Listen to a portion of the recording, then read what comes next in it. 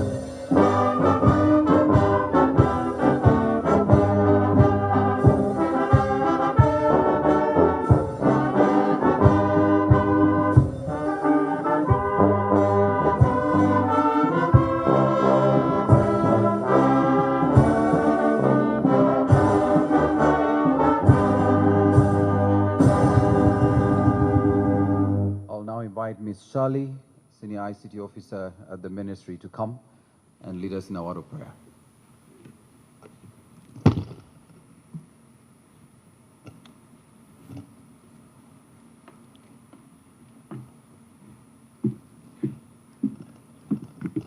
Let's pray. Father, we thank you for this day. We thank you for this time, and we thank you for this moment. We pray that you may be amidst us in this very big occasion that we have looked forward to.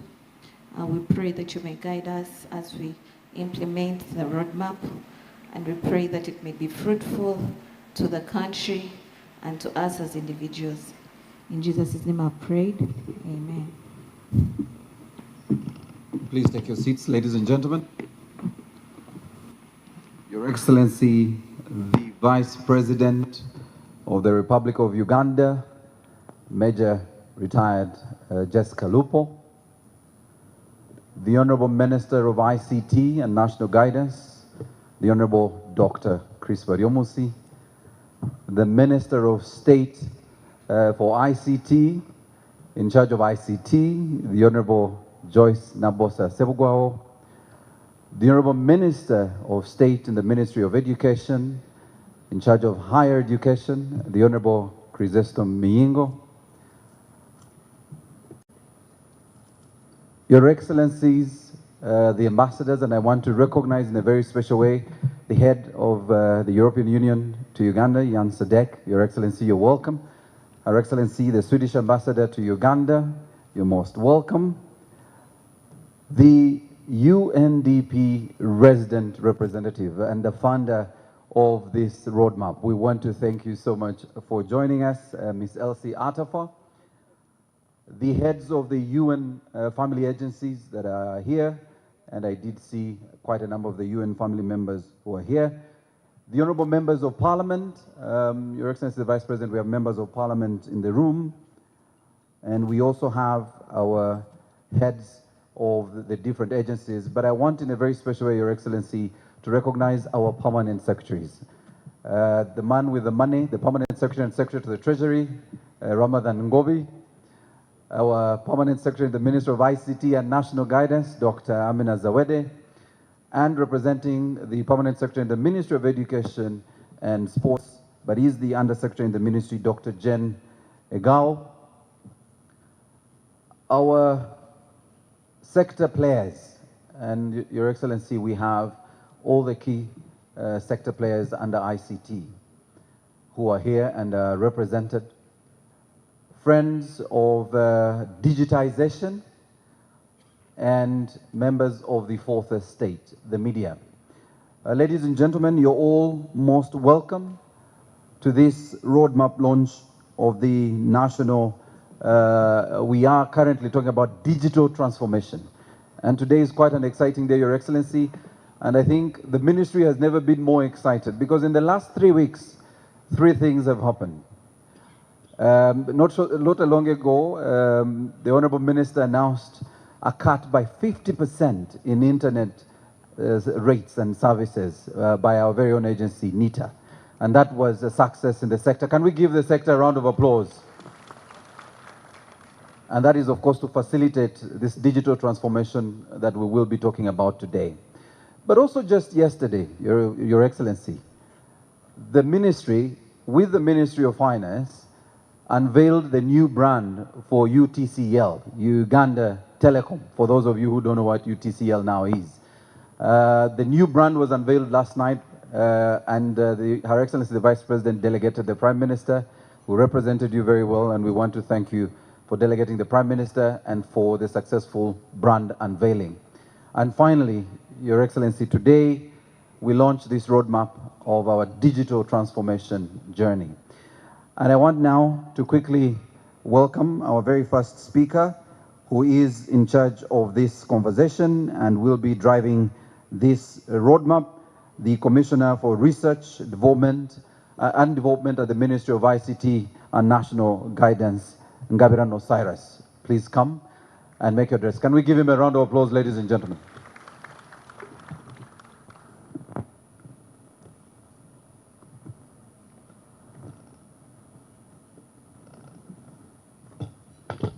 Thank you, Master of Ceremonies.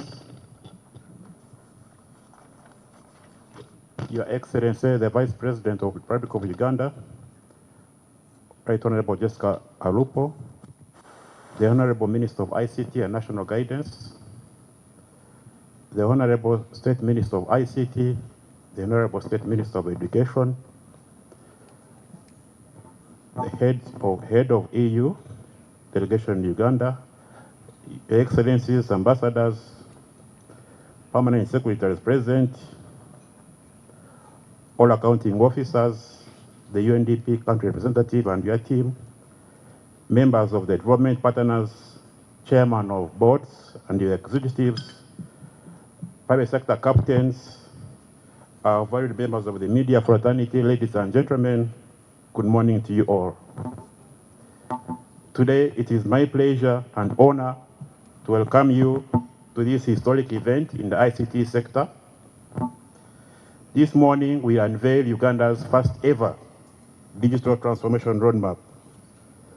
This digital transformation roadmap is intended to set the strategic direction that shall help us to achieve the aspirations of Uganda's Vision 2040 of transforming the predominantly peasant society to a modern and prosperous country.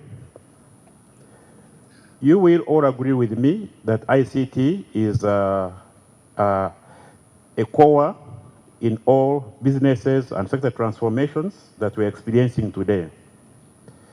According to the Uganda Vision 2040, the country Uganda places ICT at the center of development for the Ugandan economy. Ladies and gentlemen, the word digital transformation has been thrown in our faces all over the place. But in simple terms, digital transformation is the innovative and agile integration of ICTs into all spheres of life, such as public service delivery, commerce, agriculture, health, etc., which is intended to bring efficiencies in the delivery of services to the users or consumers of these services. The Ministry of ICT and National Guidance has previously developed the Digital Uganda Vision, which outlines the aspirations and contributions to the Uganda's economic transformation. This Digital Uganda Vision can be seen as the Digital Uganda Transformation Strategy. And based on this Digital Uganda Vision, we have 5 aspirations. One is transformation of service delivery through automation of services, such as immigration services, tax, e-procurement, and so on. The second aspiration of the Digital Uganda Vision is a digital data-driven economy. A country where digital information and knowledge are key factors of production and planning, in informed decision-making, increased productivity, improved research and innovation, increased business opportunities, and inclusive national growth. The third aspiration of the Digital Uganda Vision is an ICT-enabled business investment, and creating an enabling environment that attracts foreign investments and local enterprises to compete both at a national level and international level. The fourth aspiration of the Digital Uganda Vision is improved global competitiveness. With this aspiration, we aspire to see Uganda performing better in global competitive indices, such as the Ease of Doing Business Index, the e-Government Index, and the Global Innovation Index, among others. This shall place Uganda in a strategic position as an ICT leader, which in turn attracts investment and gives Uganda a chance to export her ICT services and products. The fifth and last but not least aspiration of Digital Uganda Vision is digital inclusion and empowerment that is intended to reduce poverty and vulnerability.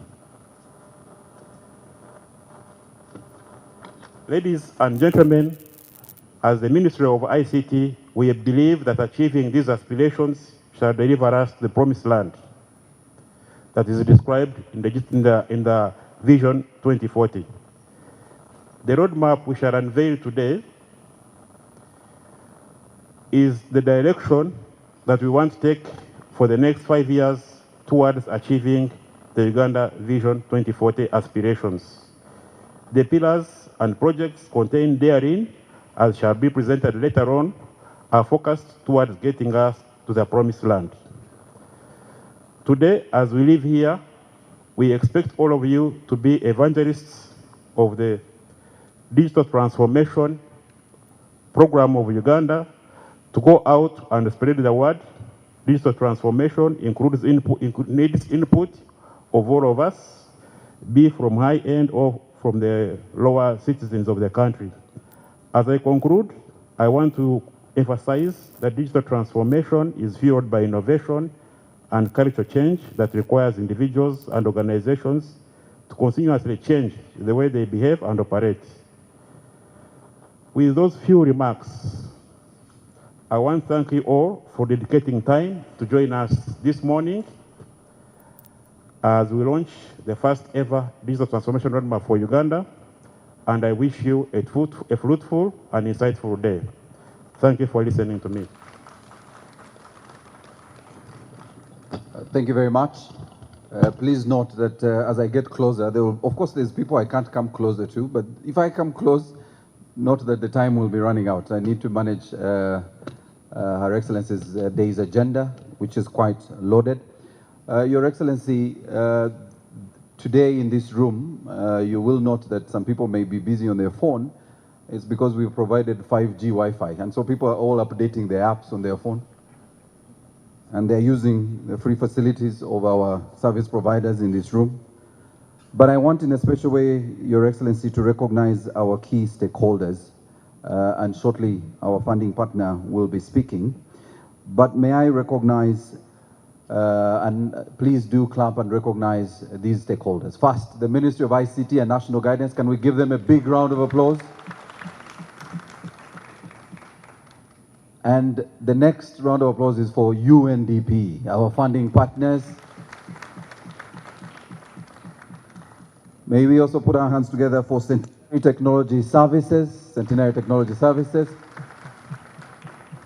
And Your Excellency, the next tier of our partners, key stakeholders in this digital transformation conversation, that is the Ministry of Education and Sports. Can we give them a round of applause?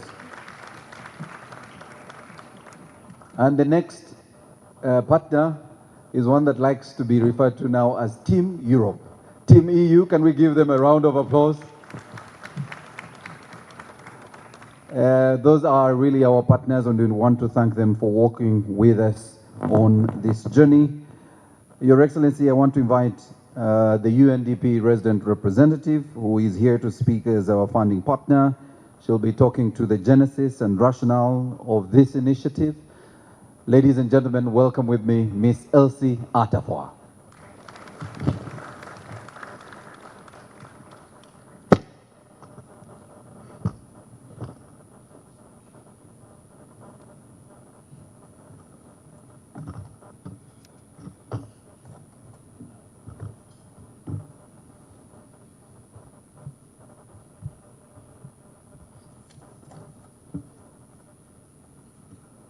Your Excellency, the Vice President, let me start on a lighter note by saying Uganda plus tech to Fitinga.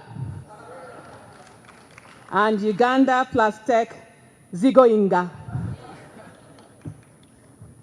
Your Excellency, Jessica Alupo, Vice President of the Republic of Uganda, Honorable Chris Bayomusi, Minister of ICT and National Guidance, Honorable Ministers of State for ICT and Higher Education, other Honorable Ministers here, I can see Honorable Kamuntu as well.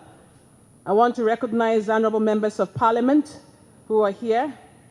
Your Excellency Jan Sadek, Head of Delegation of the EU to Uganda, Your Excellency Maria Hackinson, other Excellencies, Ambassadors, and members of the Diplomatic Corps.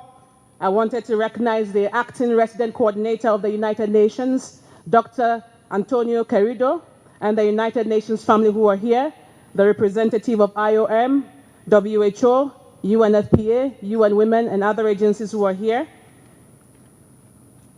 Dr. Amina Zawadi, Permanent Secretary, Ministry of ICT and Guidance, my own sister and friend. Permanent Secretaries present, I wanted to recognize Dr. Ramadan Gobi and others who are here. Private sector, captains of industry, civil society, development partners, UN family, the media, all digital advocates. Once again, good morning to you all. Once again, Uganda and tech to Fitinga. It is indeed with profound honor and excitement that I address you today at this landmark launch of Uganda's National Digital Transformation Roadmap. This event marks a momentous step towards realizing Uganda's potential as a digital global powerhouse. And the word is powerhouse. I extend sincere congratulations to the government of Uganda, particularly the Ministry of ICT and National Guidance, under your leadership, Dr. Baramutsi, for the visionary leadership in spearheading this transformative initiative.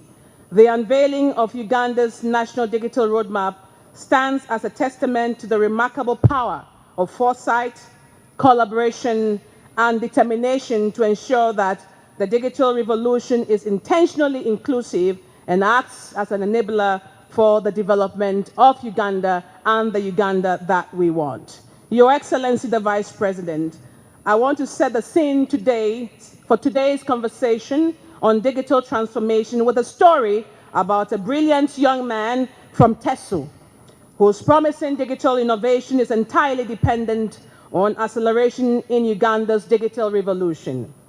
Mr. Jean Anthony Onyat is the young man behind Akelo Banker, a mobile platform that has enabled over 150,000 farmers and entrepreneurs in eastern and northern Uganda to access agricultural finance and inputs on credit, connect with off-takers online, and actively take part in the growing digital economy. Akelo Banker plans to eventually reach 350,000 farmers and entrepreneurs to bring them into the digital economy, to enhance the productivity of their work, and to improve the lives of everyone involved in this growing value chain. But his success, as well as the success of these 350,000 farmers or more, depends on all of us. Without the necessary digital skills, these beneficiaries won't be able to take advantage of this opportunity. Without easy access to e-services to enable trade, this solution won't thrive. Without the right policy and regulatory environment, this solution and others won't be able to get off the ground. Without cybersecurity measures, many of the businesses dependent on this technology will be compromised.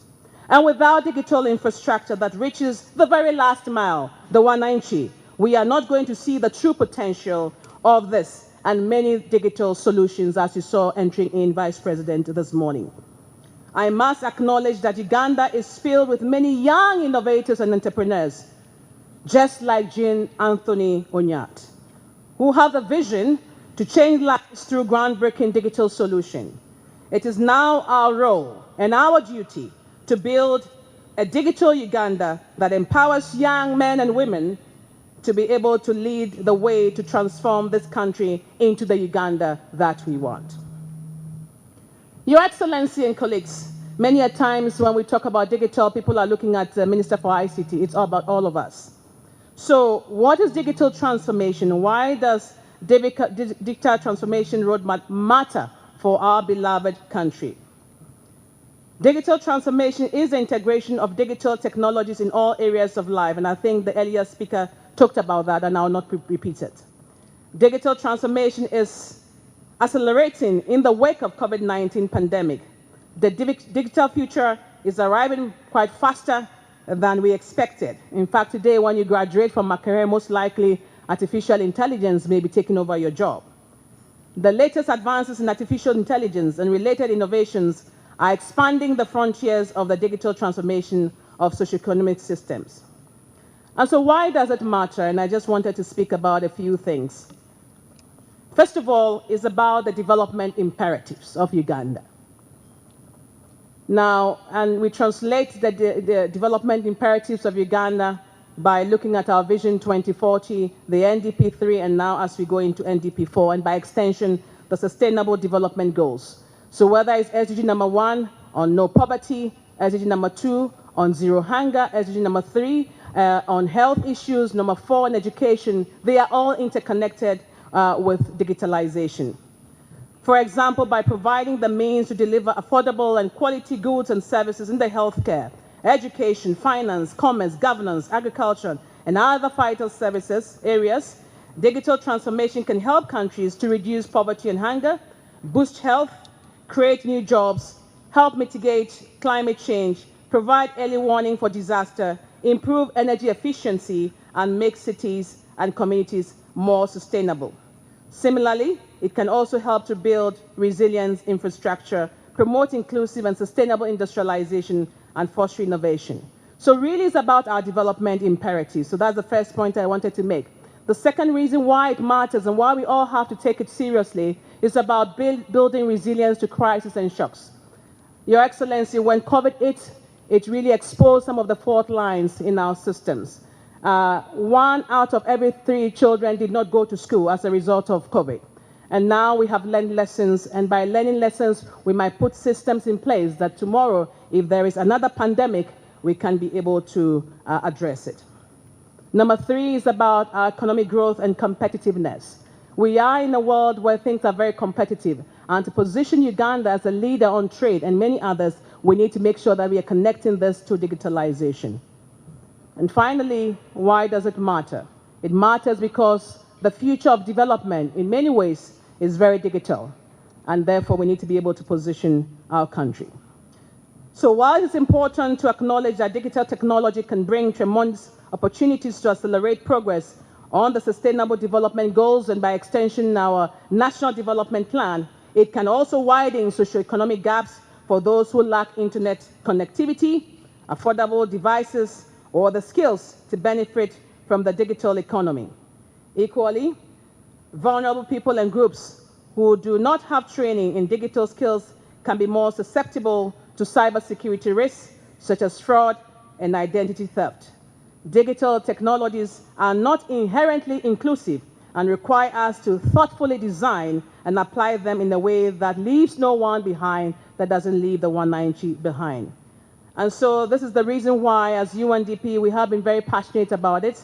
And I want to thank our core donors, some of whom are seated here with us, the EU, Sweden, Norway, America, Japan, and many others, Germany, who have been able to support us to be able to provide that support as well to government. So we have prioritized this as part of the development imperatives that we support in every given country. And to quote our UNDP administrator, Mr. Achim Steiner, he says, and I quote, "Today's Future Smart UNDP is leveraging the extraordinary power of innovation, digitalization, and finance to drive the future of development. Working with countries and communities, we are co-creating a more inclusive and sustainable future for this generation and the many generations to come." And so through the programs that we have here in Uganda, particularly our program on digitalization, innovation, and smart cities, we are able to contribute to the development agenda of Uganda. Your Excellency, now let me speak about a few things because it's quite important that as we talk about this digitalization and the roadmap, we also put it into context, what more can we do in Uganda? The recent midterm review of Uganda's third National Development Plan, NDP3, shows that the country attained only 17% of targets set in the plan, halfway into its implementation. Similarly, at the midterm point of the 2030 agenda, Uganda's progress on the SDGs shows that only 26% of SDG targets are on track. 54% of targets are showing limited progress, and about 20% of SDG targets are deteriorating in the country. Uganda, like many countries coping with the impacts of COVID, climate shocks, the war in Ukraine, needs therefore to find innovative ways to accelerate actions towards achieving NDP3 and the SDG aspirations. And therefore, this digital transformation roadmap and its implementation is one of those ways and means through which we can accelerate the implementation of the SDGs and the NDP3 targets, and also lay a good foundation as we launch and get into the rollout of NDP4. So let me say a few words, just as I try to conclude in the interest of time. What more can we do? What more can we do? And let me outline what I call the 5 I's on what we can do. First of all, we must focus on implementation. It is not enough for us to launch the roadmap. If this digital transformation roadmap is implemented successfully in the coming months and years, then this roadmap will strengthen Uganda's service delivery at all levels, enhance business competitiveness, accelerate socioeconomic transformation, and many more. And so that is very important for us to be able to do that, to be able to implement the roadmap. The second thing that I wanted to highlight very quickly is around inclusivity, the second I, as I call it. This is very important, that we are able to promote inclusiveness, bring people on board, especially young people, women, and the youth, into the implementation, but also of the roadmap. The third thing that I wanted to highlight very quickly is the incentives that we need to provide. This will not just happen. We need to lay the foundation. We need to provide incentives, and I'm glad that our Honorable Minister has halved the cost of internet connectivity. There is more that we can do to be able to provide incentives and to expand digital services to many more of the people whom we need to reach. Finally, the fourth I is on innovation. We need to be able to encourage and strengthen the innovation ecosystem. And Your Excellency, I want to say that UNDP has been supporting a number of initiatives. In addition to this, we are setting up an innovation port in Makerere University to be the first of its kind, which will have a design space, a maker space, a collaborative space. We are refurbishing the National ICT Hub. We are putting a business incubator in Kabbalah University and many more. And therefore, we need to be able to spare that innovation space. And finally, I wanted to talk about investment as I close, because I see the MC is just here next door. This is to say that the Digital Transformation Roadmap is a strategic investment, is my final I opportunity. We must embark on preparing bankable investments to unlock both private and public financing for the digital revolution. We have opportunities for major public and private investment in scaling, in big data utilization, in e-services, and many others that can happen. And I want to say that for us, we are also investing again in a digital big data utilization strategy, which is also be launched at some point in time, a digital scaling acceleration program, and many things. And on Monday, I would be joining the Chief Justice to also launch an e-court in Gulu. So I want to conclude by really thanking Your Excellency for gracing this landmark occasion to launch a digital transformation roadmap. I thank Honorable Chris Bayomusi for your wonderful team at the ICT and for the exemplary leadership in championing this initiative. I reconfirm, please give them a round of applause again. I pledge UNDP's commitment, and I can comfortably say, with the permission of the acting RC, the commitment of the United Nations family to supporting this initiative. And I want to end by once again thanking our partners, our donors who have enabled this work through UNDP. Let me conclude again by saying Uganda and Tech to Fitinga, Uganda and Tech Zigoyinga. Thank you very much. And for the first time, I read my speech with my phone because I was going digital. Thank you.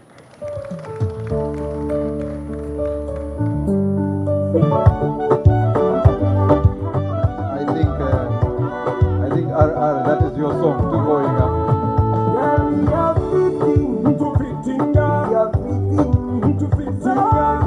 All right, thank you very much. That's when you know that the DJ is in class. Your Excellency, dealing with your protocol team sometimes is a bit difficult. So I keep standing because they also send me. I am humbly requesting that you just allow us some leverage. I know you're busy, but just give us a bit more time. I will manage the time within which they have given me. So, Your Excellency, thank you. Thank you very much. I want now to, in a very special way, invite the Team Europe, the head of the EU, to Uganda to come and speak, but also invite the Swedish ambassador to come and take a seat. So I don't have to wait for you to come. So after he's spoken, I don't have to come back. You'll take over. Please come, Your Excellency Jan Sadek. Yes. Oh, where's the music? The EU ambassador is asking.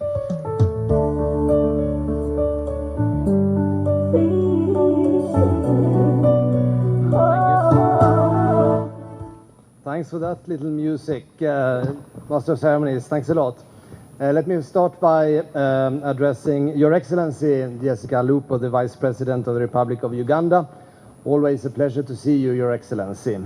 Honorable Dr. Chris Baryomunsi, the Minister of ICT and National Guidance, and the Honorable Minister of State.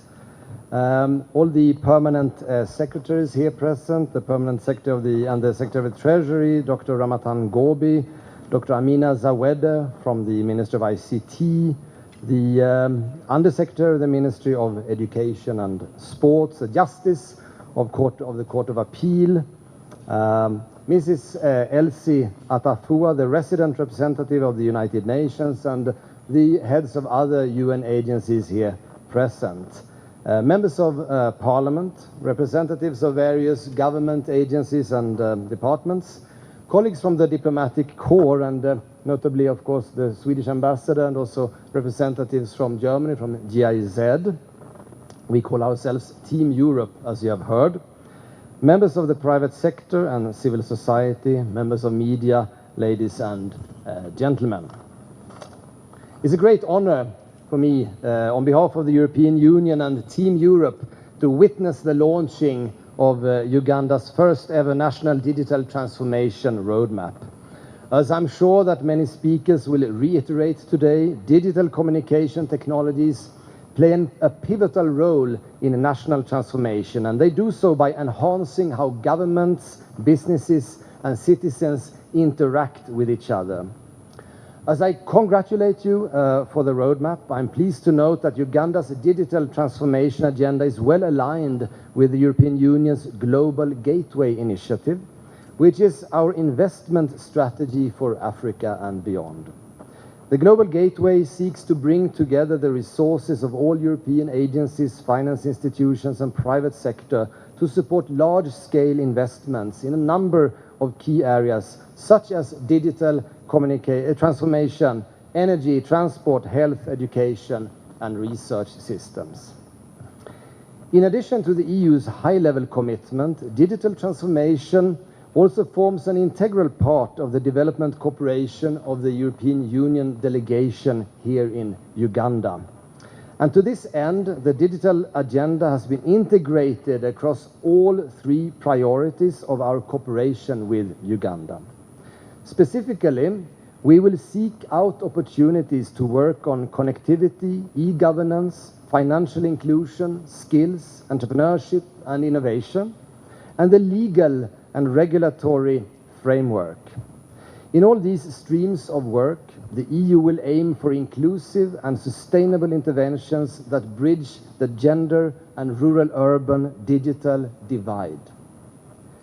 Your Excellency, ladies and gentlemen, allow me to highlight some of the work the EU is doing in the digital transformation sector in a trusted partnership with Uganda and in collaboration with the EU member states under the Team Europe umbrella, where we are pooling our joint expertise and resources. Together with the Ministry of ICT and National Guidance, Team Europe has leveraged technical assistance to explore the possibility of transforming post offices into e-government service centers. And we will soon conclude the pre-feasibility phase of this project, and we believe such an initiative could provide access to digital services to many people that are currently left behind. And Honourable Minister, I'm happy to continue this collaboration with your ministry. Another example is the Sustainable Business for Uganda initiative, where we together with the Belgian Development Agency are working to further integrate digital skills in the area of technical and vocational education and training. And together with Germany's GIZ here today with us, the EU has supported the Public Procurement and Disposal of Assets Authority, or PPDA, in developing its digital transformation roadmap aiming at improving critical internal processes within the PPDA, as well as rolling out the e-government procurement system. Our colleagues at the European Investment Bank are also actively seeking to close the digital divide by financing a private sector initiative aimed at the expansion and densification of the mobile network. Compliments to our providers here, the operators who also have brought 5G to Uganda. I noticed after my summer holidays in Europe. Great job.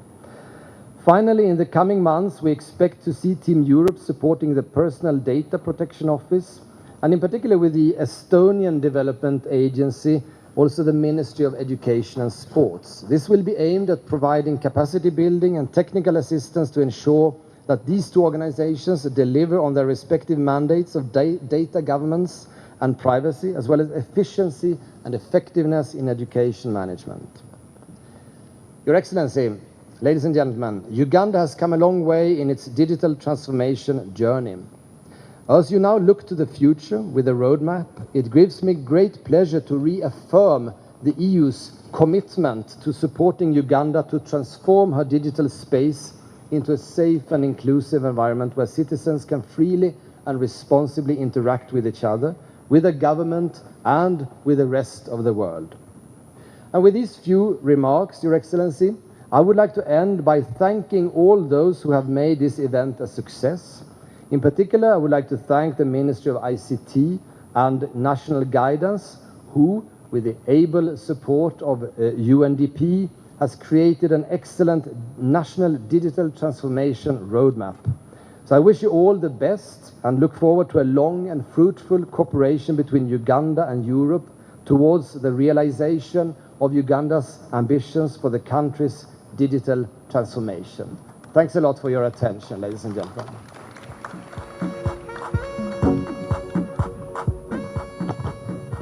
Thank you, Honourable Vice President. With your permission, allow me to stand on the protocol delivered by the EU Ambassador in the interest of time, and just continue by saying how honoured I am to stand here before you. And I want to really thank the Ministry of ICT and National Guidance for this kind invitation, and of course to congratulate particularly, of course, the Honourable Minister of ICT, National Guidance, his State Minister, the PS and the whole team, all the other stakeholders, including the Ministry of Education, but also Ministry of Finance, obviously UNDP, and all other stakeholders that have brought us to the point where we are today.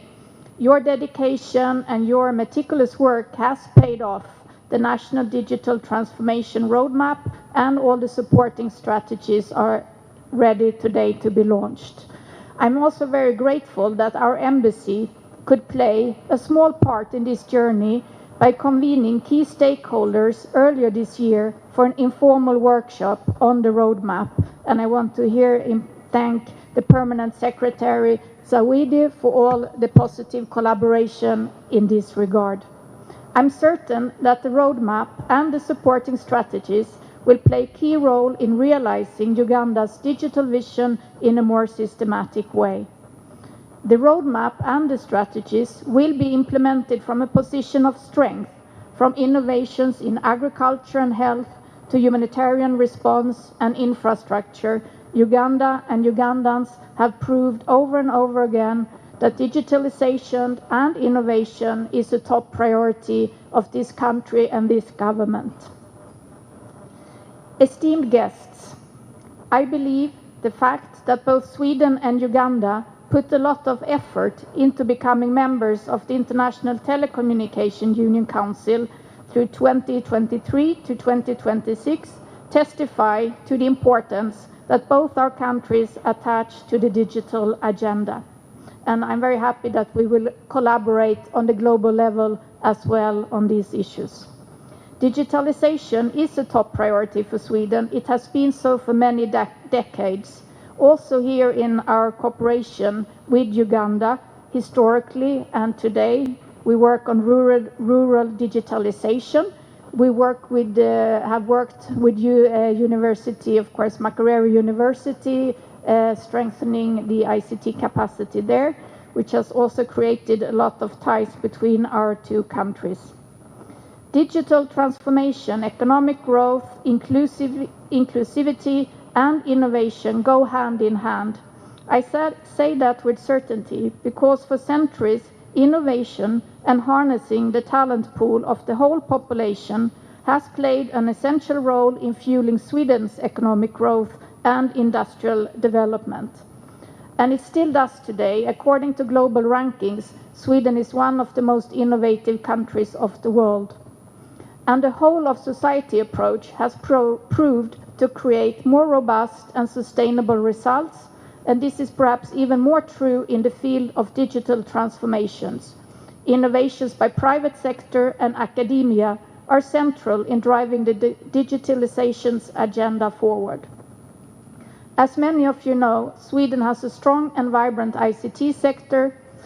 Ericsson, one of the most prominent ICT companies in Sweden, And I'm also very pleased to see the positive role that Ericsson plays here in Uganda in driving change and closing the digital divide, in parallel with the cooperation we do as the government representatives of the government of Sweden. Allow me once again to congratulate the Ministry of ICT and National Guidance, the government of Uganda, on launching this roadmap. We look very much forward to continue our collaboration in implementation of the roadmap, and I'm certain it will be successful and to the benefit of all Ugandans. Thank you very much.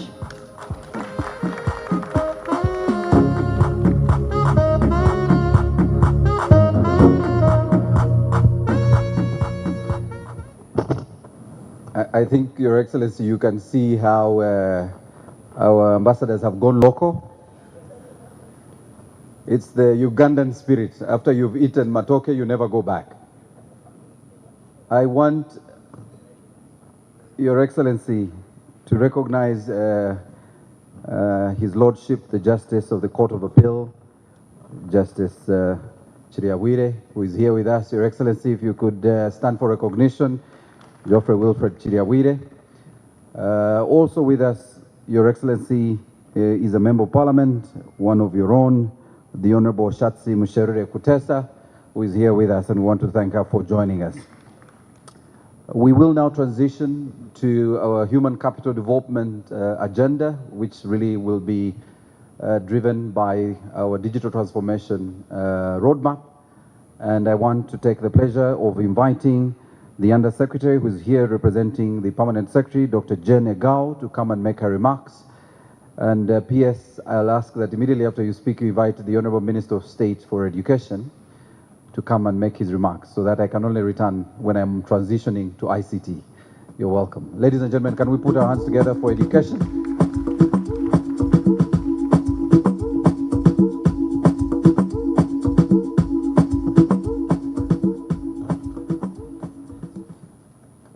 Thank you very much, MC. Your Excellency, the Vice President of the Republic of Uganda, the Honorable Ministers, Ministers of State, and Members of Parliament present, the Permanent Secretaries present, Excellencies, the Ambassadors, the UNDP country representative and your team, members of the development partners, our valued partners, the media, distinguished guests, ladies and gentlemen. I bring you greetings from the Permanent Secretary, Ministry of Education and Sports, Madam Katie Lamaro, who has been unable to come, but I'm happy to deliver her speech. Distinguished guests, ladies and gentlemen, today marks a pivotal moment in our nation's history, especially the journey towards progress on innovation. It is with great joy that we gather here to launch the Uganda Digital Transformation Roadmap that will reshape the landscape of our country for the better. This roadmap, built on the foundation of digital skills as one of the key pillars, represents a collective commitment to harnessing the power of technology to drive inclusive growth, empower our citizens, and propel Uganda into a new era of prosperity with a skilled citizenry. As we gather here to witness the launch of this digital transformation roadmap, the Ministry of Education and Sports recognizes that the world around us is changing, and changing very fast. As we all know, the digital age has redefined the way we teach, the way we learn, and even the way we communicate and go about with our business. The digital age offers us boundless opportunities to transcend traditional development barriers and chart a course towards sustainable development. However, to fully realize this potential, we must equip ourselves with the essential tool of the digital age, and that is the digital skills. This is where the Ministry of Education and Sports comes in as a partner in the effort to skill the Ugandans. Digital skills are the key that unlock the doors to a world of so many possibilities. I want our young people and old citizens, the teachers, the learners, and all to know that digital skills you acquire today will prepare you to embrace emerging technologies, adapt to changing jobs landscapes, and participate in the global digital economy. The youth in our country will be empowered to innovate, to create, and to solve challenges that matter to us as a country and the world at large.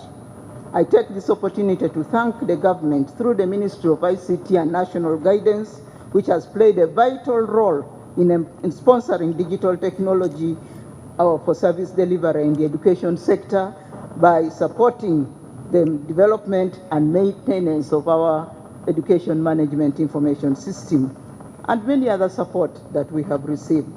The Ministry of Education and Sports has recently concluded the development of the Education Digital Agenda, which is aligned to the Digital Transformation Roadmap that is being launched today. In conclusion, Your Excellency, ladies and gentlemen, I call upon everyone to embrace this digital transformation roadmap with hope, with commitment, and a deep sense of purpose. By investing in digital skills, we are investing in the future of Uganda, a future where innovation is the key to socioeconomic development of this nation and where every teacher, every learner, every citizen will be able to achieve their highest potential. I thank you so much, and on this note, it is my honor and pleasure now to invite the Minister of Education and Sports, represented by the State Minister for Higher Education, Honorable Jesse Mulingo, to come and make his remarks. I thank you.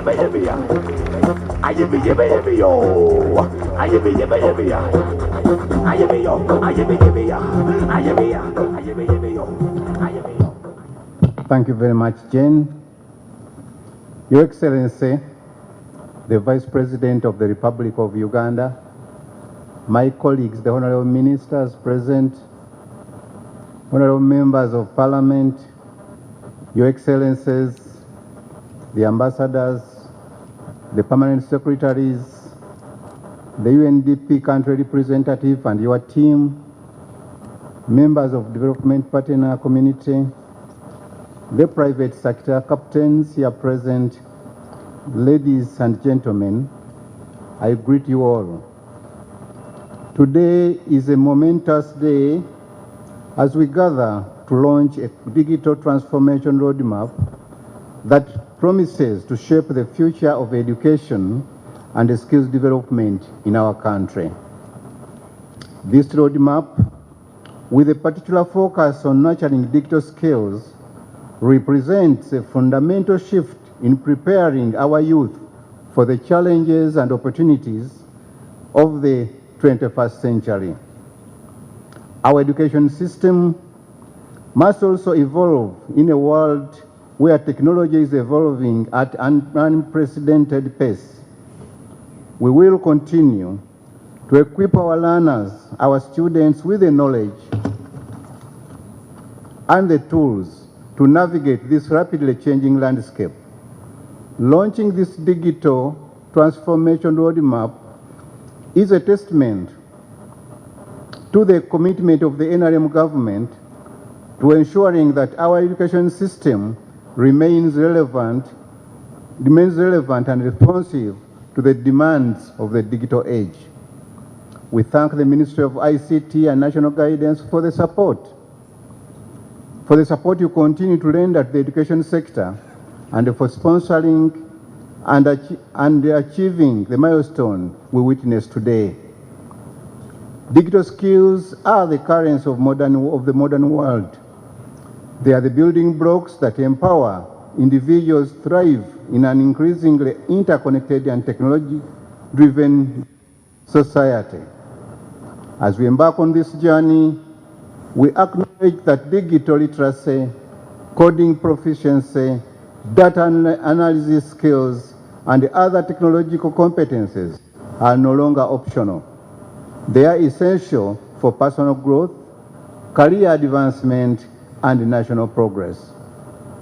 Ladies and gentlemen, our vision is very clear. We aim to create a generation of digitally competent citizens who can leverage technology to solve problems, technology to innovate, and contributing meaningfully to our society. By incorporating digital skills into our education curriculum, we are preparing our students for tomorrow's jobs and nurturing a generation of critical thinkers and problem solvers who can drive innovation across all sectors. I want to say at this point that this endeavor requires a collective effort. It calls for educators, policymakers, parents, and the private sector to be collaborating. Our teachers are at the forefront of this transformation, and I commend their dedication and passion in adapting to new teaching methodologies and integrating technology into the classroom. We must also engage with the private sector to align our educational efforts as a nation with the dynamic job market needs, ensuring that our students are well prepared to meet the local and international job demands. To our students who are out there, I say this: please embrace this opportunity with both arms. The world is changing, and you have the chance to shape it. Your proficiency in digital skills will not only enhance your employability, but will also empower you to become change makers and leaders in our communities. As we launch this digital transformation roadmap, let us be reminded of the transformative power of education. Our commitment to digital skills is to the betterment of our nation, empowerment of our people, and the realization of a brighter future for Uganda. Together, let us work tirelessly to ensure that no Ugandan is left behind in this digital journey, and every citizen can harness the power of technology for their success and the progress of our beloved country. Thank you very much, and may God bless Uganda.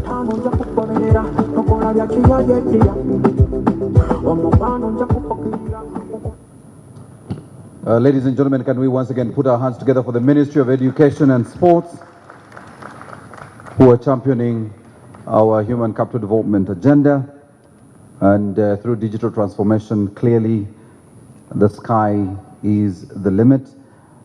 Your Excellency, we are now transitioning to ICT, and then we'll welcome you to speak. Before I invite the Permanent Secretary to speak, I want to recognize that all the sector players and all the agencies under the stewardship of our ministry are here. We have Posta Uganda, UCC, UICT, UBC, and NITA represented here, Your Excellency, and they're all here. Can we all stand? And they recognize that we are here.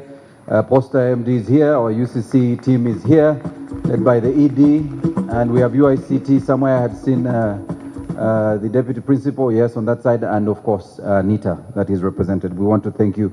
And of course, Your Excellency, I am representing UBC, so I'm on this side. Yeah.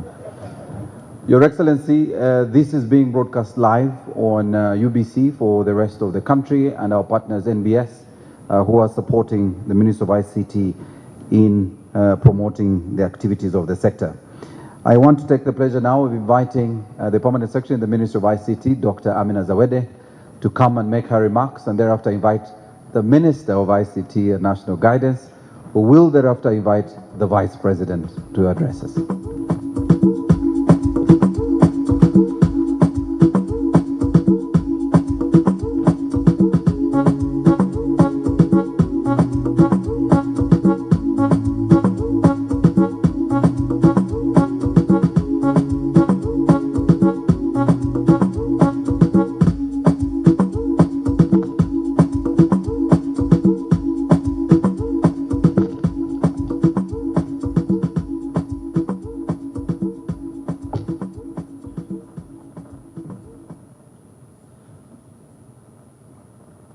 Your Excellency, the Vice President of the Republic of Uganda, the Honorable Minister of ICT and National Guidance, of the Ministry of ICT and National Guidance, the Honorable Ministers of State present, Honorable Minister of State for ICT and National Guidance in charge of ICT, the Honorable Minister of State for Higher Education, Your Lordship, Justice Chiriawire, members of the Diplomatic Corps, Honorable Members of Parliament present, the team from UNDP, the UNDP country representative, chairpersons and directors of boards of various institutions present, heads of the various government departments and agencies, as well as the CEOs of private sector institutions, our development partners, our valued members of the media fraternity, ladies and gentlemen, good morning to you all. If I could do that famous Ugandan ululation, the Karuru, I would do it today. That is how excited I am this morning. Maybe there are some young people out there, you know, this digital transformation is not for anybody else, but for our young people, our young Ugandans, because they form the majority of our population. I join you today with great pleasure, excitement, and enthusiasm as we gather to mark a significant milestone in Uganda's journey towards a more technologically advanced and digitally empowered future. The launch of the Digital Transformation Roadmap of Uganda. A little bit of what motivated this transformation roadmap. Now, all of us here are interested in digital transformation. We have seen showcases of innovators outside the hall. We have seen the 5G. We have seen representation from the various sectors that we have here today.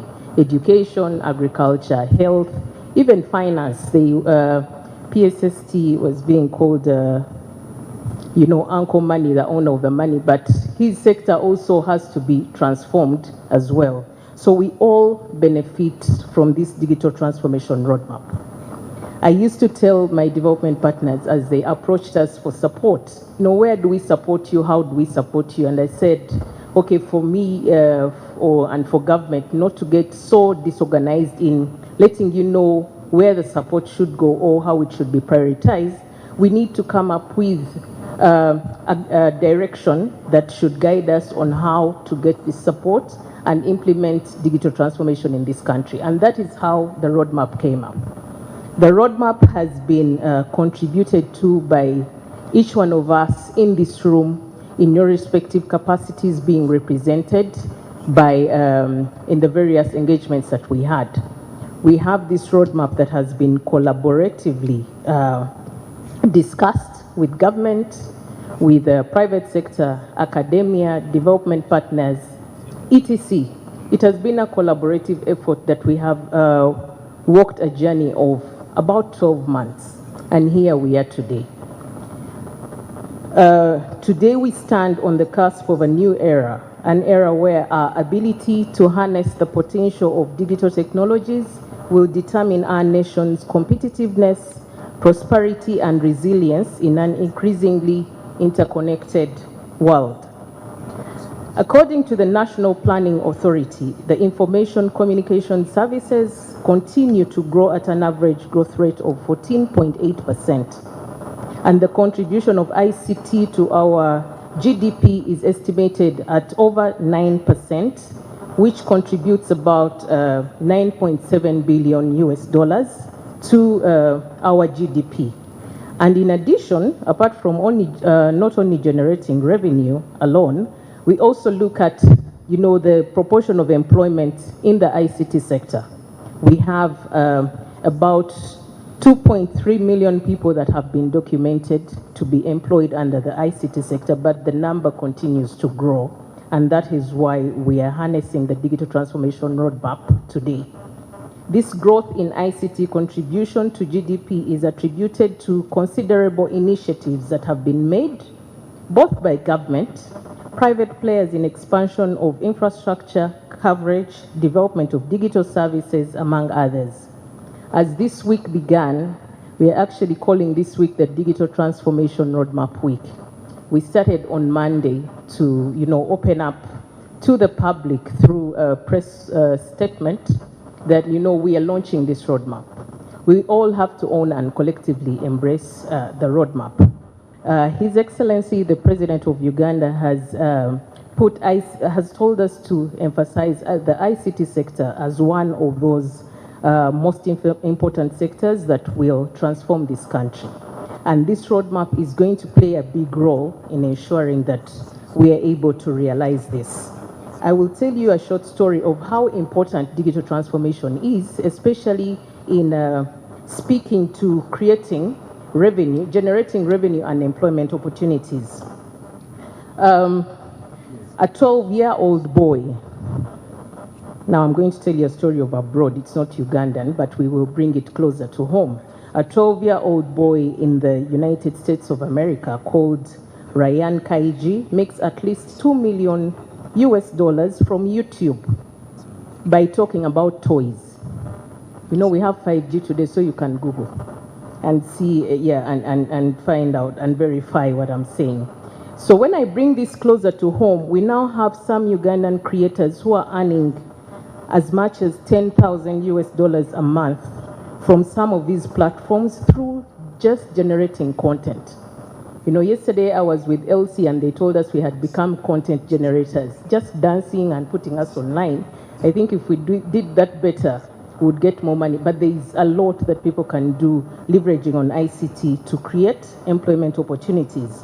YouTube alone shares more than 50% of its $29 billion annual revenue with content creators. Imagine the potential this creates for our young people in Uganda. Not only creating content, but also developing, systems or innovative ideas that we can leverage on to improve the lives of our Ugandans. So this is why the Digital Transformation Roadmap of Uganda that we are launching today represents a clear path and direction, what we're calling the roadmap to guide our nation towards embracing and utilizing digital technologies in every facet of our lives, not just for creation of employment opportunities, but also in governance, education, healthcare, agriculture, commerce, and communication. I'm about to wind up. So the Digital Transformation Roadmap is anchored on 5 pillars. And under the Ministry of ICT and National Guidance, we have agencies that are actually speaking to the pillars that we have prioritized in this Digital Transformation Roadmap. The first pillar is digital infrastructure and connectivity. Because we recognize the importance of universal and affordable access to the internet, as well as access to devices that we can be able to use to access digital services online, this pillar has been agreed upon as the most important pillar under the Digital Transformation Roadmap. And under the sector of the Ministry of ICT, we have UTCL, that is the National Telecom Operator. We have NITAU that are supporting us in expanding connectivity, but then we are working together with the private sector players to expand this connectivity. Digital services is another pillar where we commit to reimagine public service delivery, fostering efficiency and transparency in every sector. And under the Ministry of ICT, NITAU, and UICT plus the National ICT Hub, we are developing and working together to come up with the digital services. But then we don't leave the private sector behind. We cannot leave our innovators behind in order to realize this pillar. The third is cybersecurity, data protection, and privacy, because we note the importance of keeping data and trusting in the systems that we use online.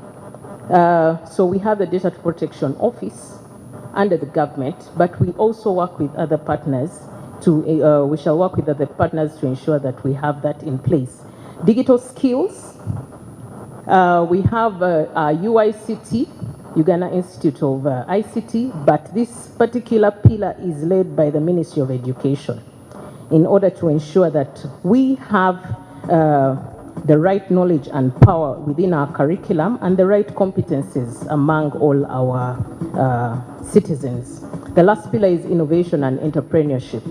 We know that the youngest part of our the biggest part of our population are young people, and therefore we have to create an enabling environment for them to grow the solutions that will solve our challenges as a country. So this is what is going to drive our agenda in the next 5 years.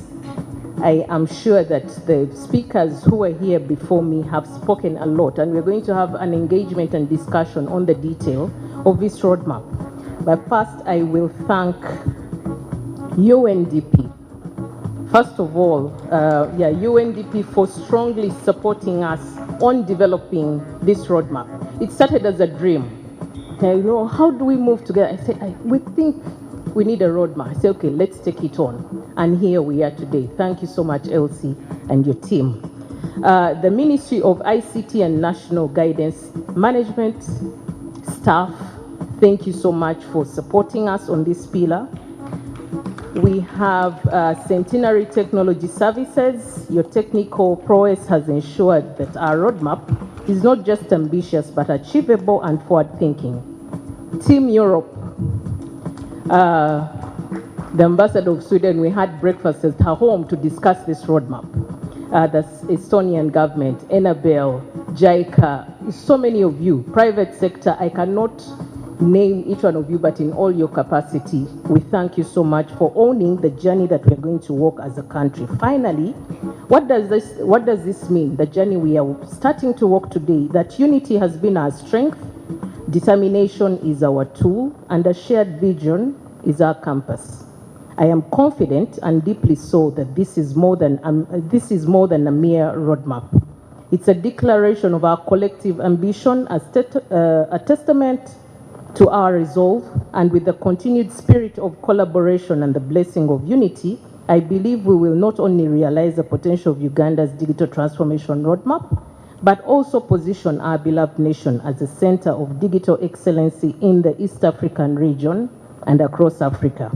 Together, we embark on this journey ready to write a golden chapter in our nation's history. I thank you all for God and my country.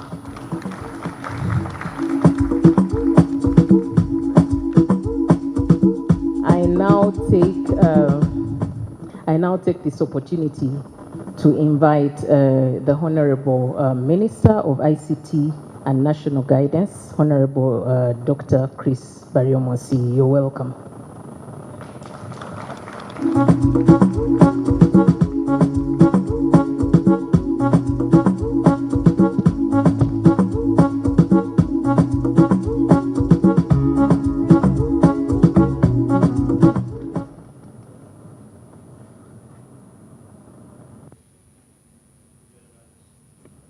Madam PS, she injured her foot. We may have to use e-health to handle her foot. Our chief guest this morning, Your Excellency Jessica Alupo, the Vice President of Uganda and a woman member of Parliament for Katakwi District in eastern Uganda. My colleagues, the ministers who are here, we have the Honorable Joyce Sebugwao, the Minister of State in charge of ICT, the Minister of ICT and National Guidance. Could stand up for recognition. The Honorable Jesse Miingo, Minister in charge of Higher Education, the Minister of Education and Sports. Welcome. We have Professor Ephraim Kamuntu, the Senior Presidential Advisor on the Manifesto Implementation and a member of Cabinet. Maybe since I'm the Minister of Information, I can tell you that we have 3 senior public servants who are not ministers in the form of heading ministries, but they are members of Cabinet. They sit in the Cabinet. One of them is the Professor Ephraim Kamuntu. The other is the chairperson of the National Planning Authority. The third is the Secretary General of the ruling party, NRM. That is free information for you. So, Professor Kamuntu, welcome. Our permanent secretaries, Permanent Secretary Dr. Amina Zawede of ICT, PSST, it has just stepped out. Our Undersecretary Minister of Education and Sports, Justice Geoffrey Kiabwire, our friend, thank you very much for coming. Our sister, the UNDP country rep, thank you very much for the energy and the support. Team Europe and the other development partners, the heads of UN agencies, permit me to stand on the protocol already given by the previous speakers. The beauty of speaking at this time as a Minister for ICT is that all the speeches and remarks which have been given were in support of the Minister's comments. And in the interest of time, I will appreciate all the remarks and comments made and then make my points very brief in order to invite our chief guest to come and give us her remarks and thereafter unveil the roadmap. So on behalf of the Minister of ICT and National Guidance, I take this opportunity to welcome all of you and thank you for positively responding to our invitation where we are launching the Digital Transformation Roadmap. Your Excellency, we know you are extremely very busy. You kept time, you came early, you have given us time. We don't take it for granted and we want to thank you. Can we give her a big round of applause as we appreciate your commitment to the cause of ICT. Let me also thank the team at the Ministry of ICT and National Guidance, the technical team led by our Permanent Secretary for the arrangement and for all the preparations you have made to ensure that we have a successful launch this evening. So thank you very much, Madam PS and the entire team. I would like to appreciate UNDP, our sister. Sometimes we think you are a staff in the Ministry of ICT because we work with you very closely. And we do appreciate the collaboration, the partnership, and most importantly, the support that you have given us to organize this important launch of the roadmap. The question could be, why the roadmap? Why do we have to launch this digital transformation roadmap? The simple answer is that the future is digital. Where we are going is digital, and therefore we cannot avoid being part of this digital transformation agenda. His Excellency the President created our Ministry of ICT, and our ministry is responsible for driving the digital transformation agenda in this country. And I want to assure you that as a ministry, we are doing everything possible to make sure that the entire country is digitized. And we have moved a distance and we continue to move. This week we have launched we have had a number of events, launched a number of innovations and new announcements.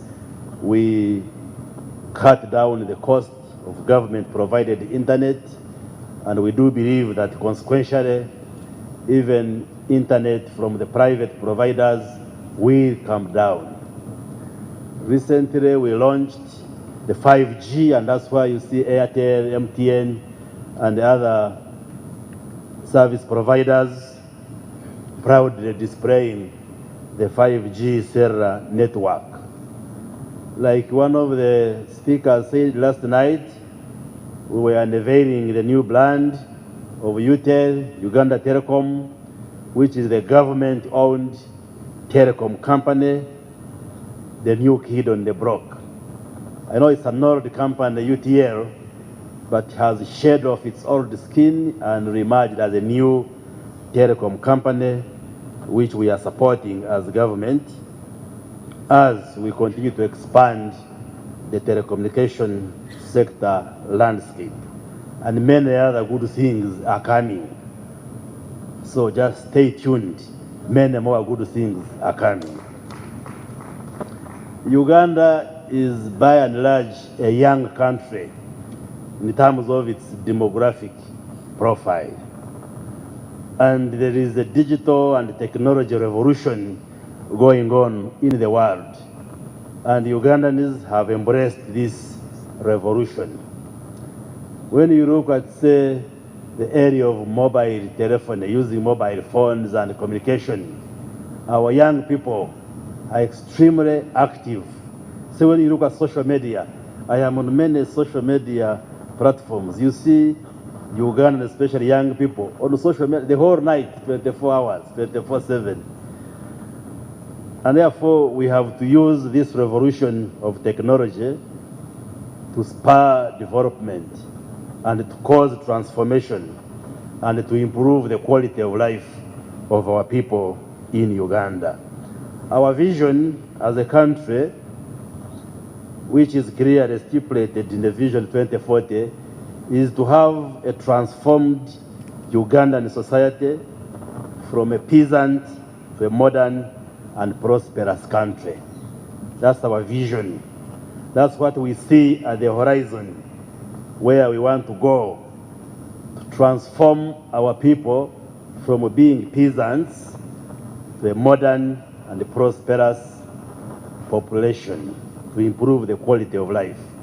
And we at the ICT and National Guidance believe that the digital transformation is at the heart of this vision for Uganda.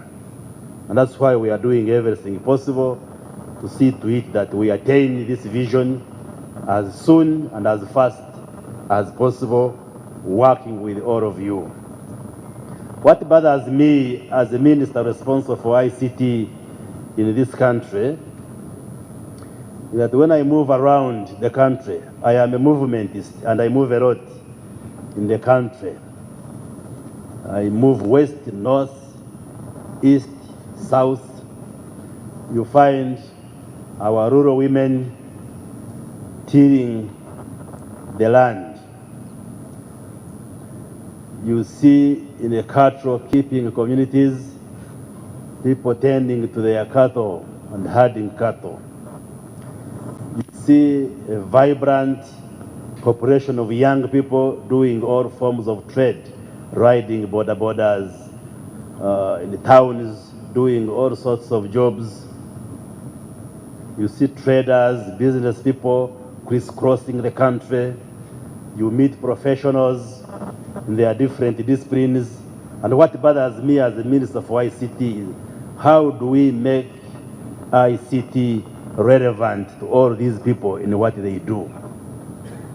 Because it is through digitization that you attain efficiency, that all these disciplines, all these areas can be able to be profitable, and also for these people to do their work much better. So our concern as a ministry is see how do we integrate ICT to become part and parcel of our everyday life, wherever we are and whatever we are doing. In any case, we are all aware that today, for anything, for any nation, for any business, for whatever you do, you need ICT, you need technology to be at the center in order for you to move faster and be efficient in terms of providing whatever service you are doing. And therefore, when we come here to launch this roadmap, we are aiming at having that transformed society where ICT plays a central role. We also know there is a huge digital divide in the world, comparing the conceptual West and down here in sub-Saharan Africa, and that gap has to be bridged so that all of us can be part of this transformation journey. Today we speak of the fourth industrial revolution. Of course, when you speak of the fourth industrial revolution, it means we have had the first, the second, the third, now we are in the fourth. And the question is, how prepared are we as Uganda and Ugandans to be part of that revolution, to move with the rest of the world in embracing technology. And therefore, this roadmap should be able to enable us run, not only move fast, but run and catch up with the rest of the world. And I appreciate the remarks given by our partners, Team Europe, UN, family, for that support and collaboration and the initiatives which you continue to advance. And as government, we want to say thank you, and we are ready to continue working with you. As already outlined, we have 5 key areas upon which we shall be measuring ourselves. When it comes to 2017, the end of this roadmap we are launching, we are going to be looking at these areas: digital infrastructure and connectivity. We have to ensure that as we implement this roadmap, we connect the whole country from corner to corner. And we have already lined up a number of projects and programs, including laying the national backbone infrastructure to extend it to cover the entire country. So far, we have covered the 53 countries, and we would want to cover the rest of the country, including doing last mile connections to cover health centers, schools, sub-counties, and all the government infrastructure. Digital services, cybersecurity, skilling, innovation, entrepreneurship, all these are areas which we must address as we implement this roadmap.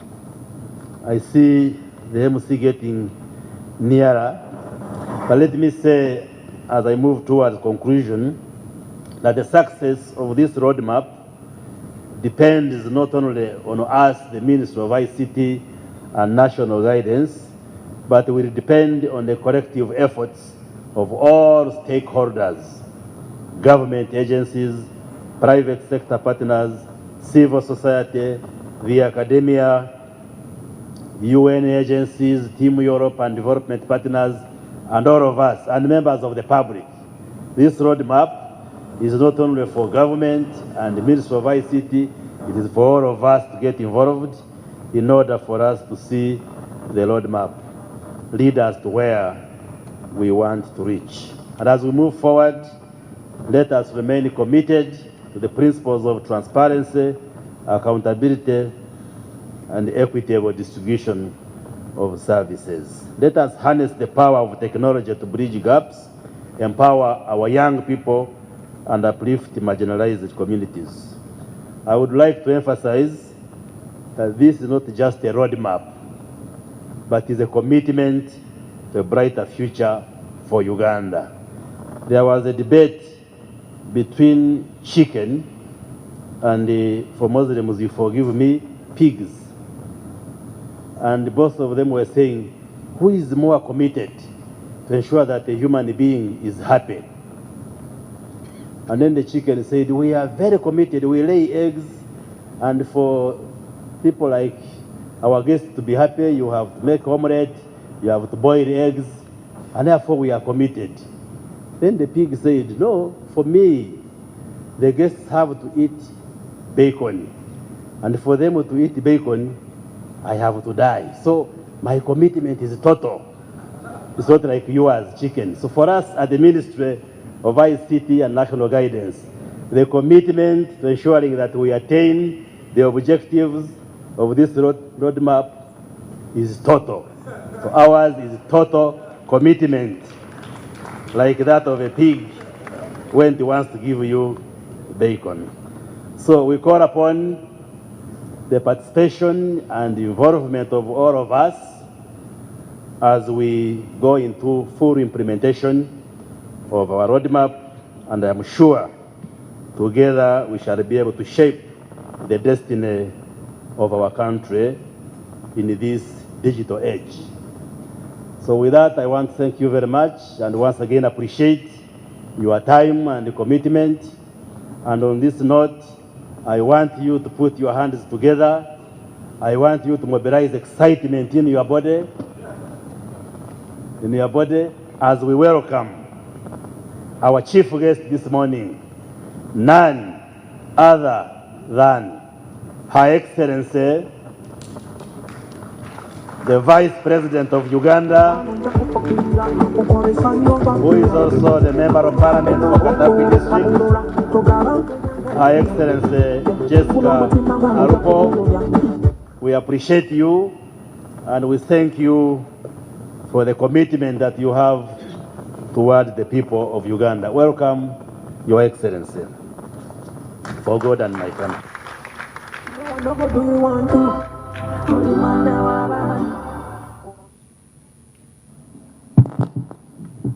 Please take your seats. The Honorable Chris Baryomusi, the Minister of ICT and National Guidance.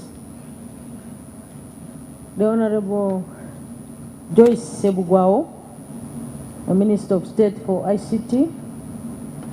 And the Honorable Chrysostom Muyingo, the Minister of State for Higher Education.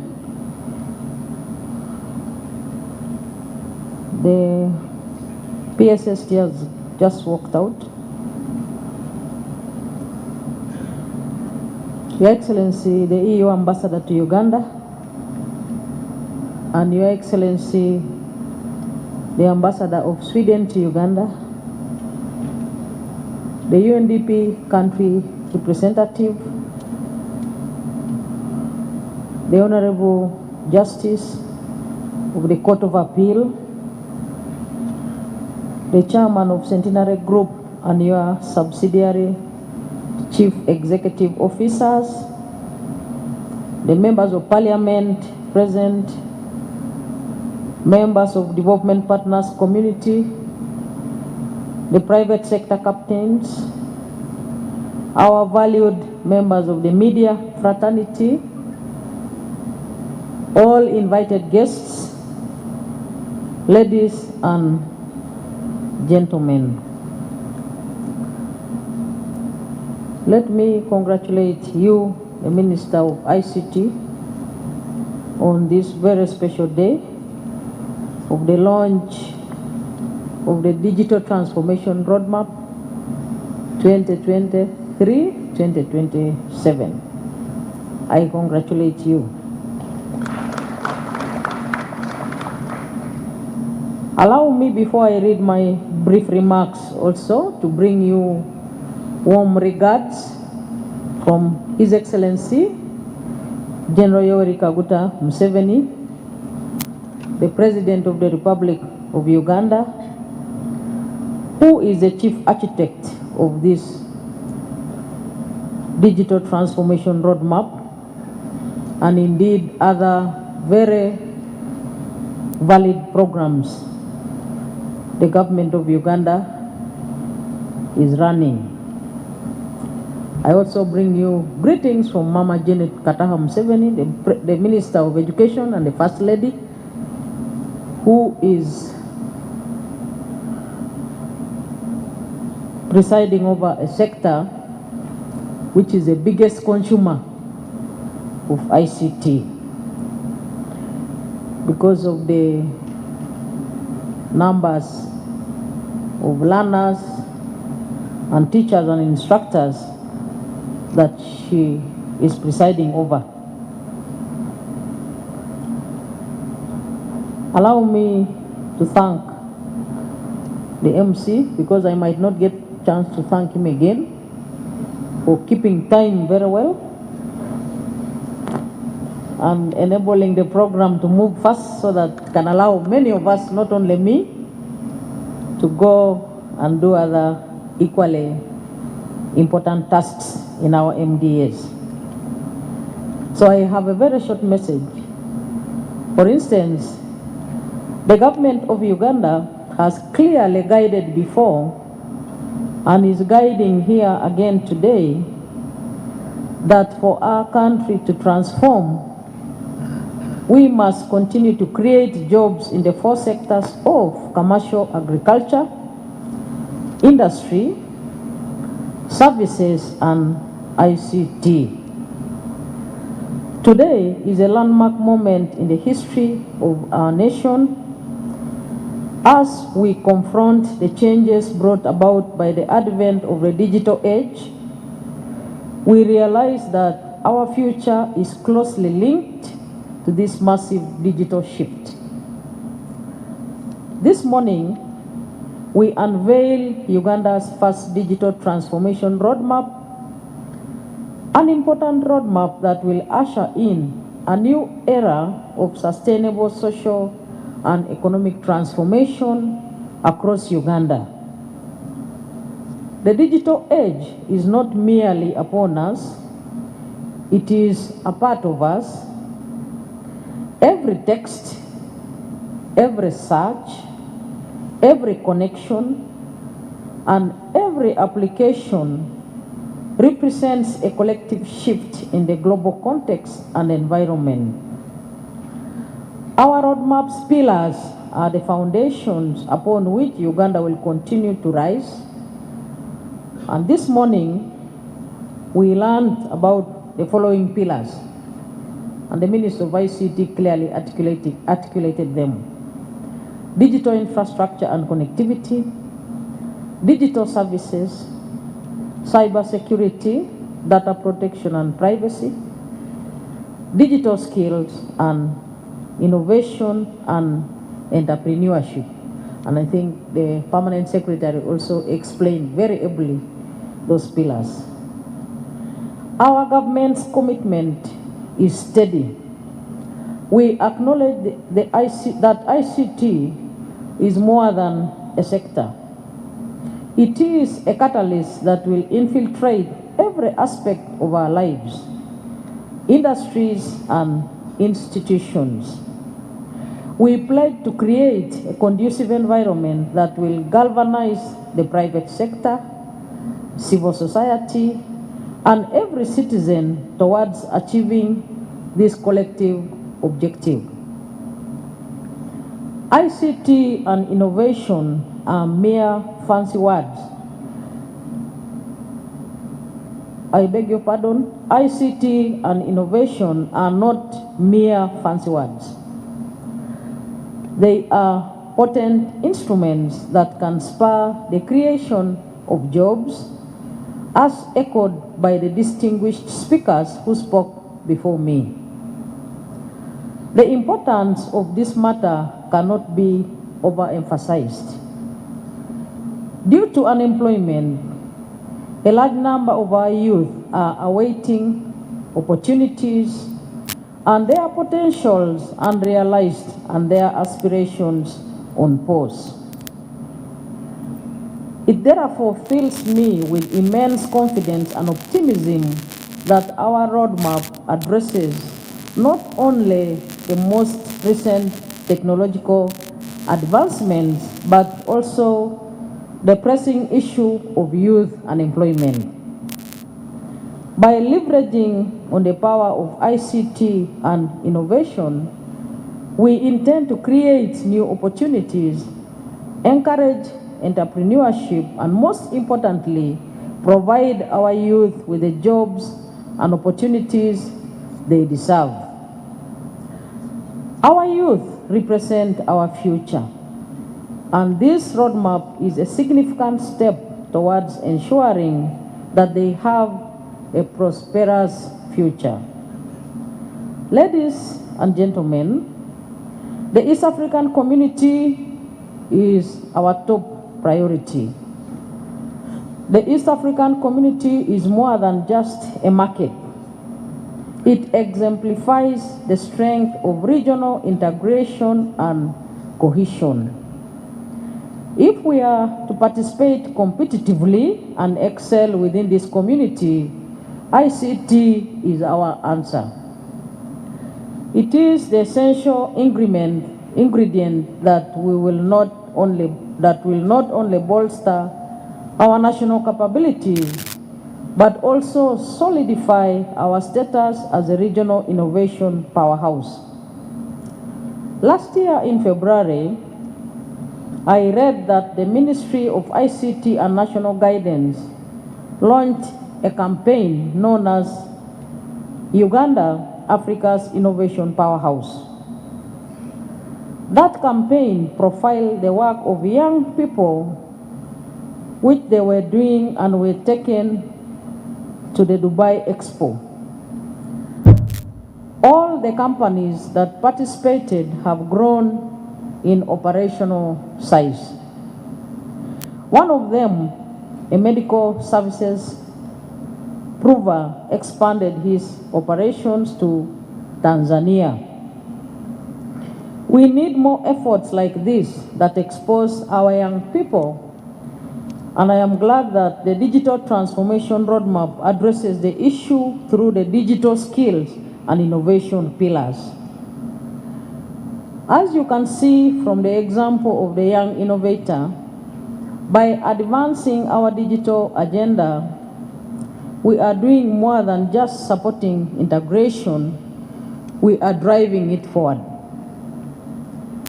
Ladies and gentlemen, it is of paramount importance that our digital transformation roadmap is not seen as an isolated strategy, but rather an integral component of our overarching national vision.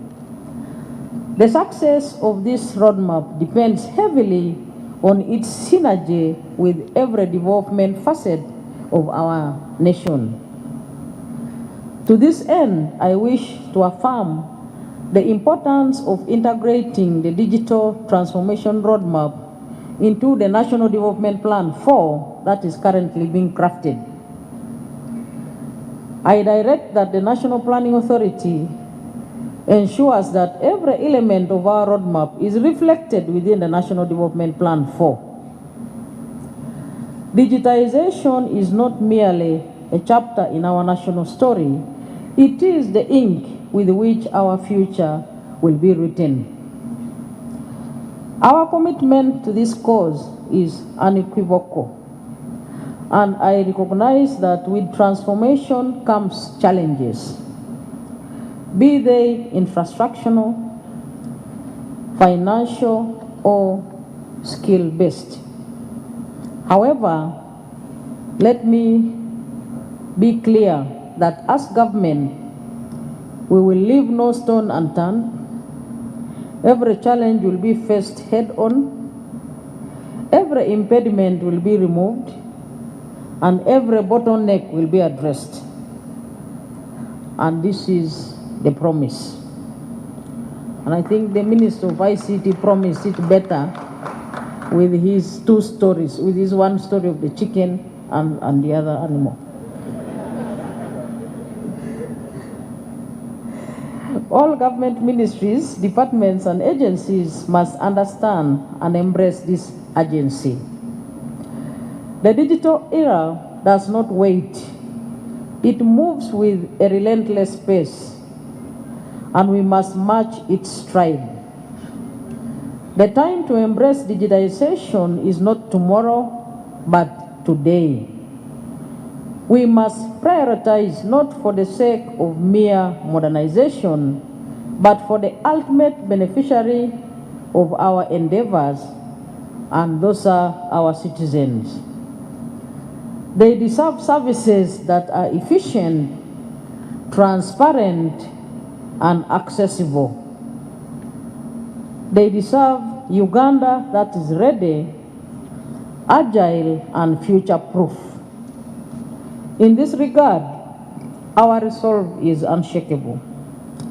The Digital Transformation Roadmap is not just a document, it is a commitment to each and every citizen of Uganda. As we weave the threads of our digital dreams into the fabrics of National Development Plan 4, we take another step towards a future that shines with the promise of progress, prosperity, and potential. As I come to the conclusion of my few remarks, it is imperative that I extend our heartfelt gratitude to those who have been in the kitchen to create this digital transformation roadmap. Firstly, to the Ministry of ICT and National Guidance, I once again congratulate you.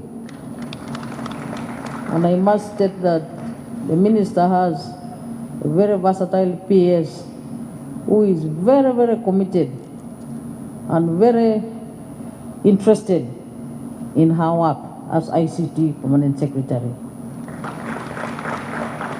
And if I was a teacher, I would give her a distinction.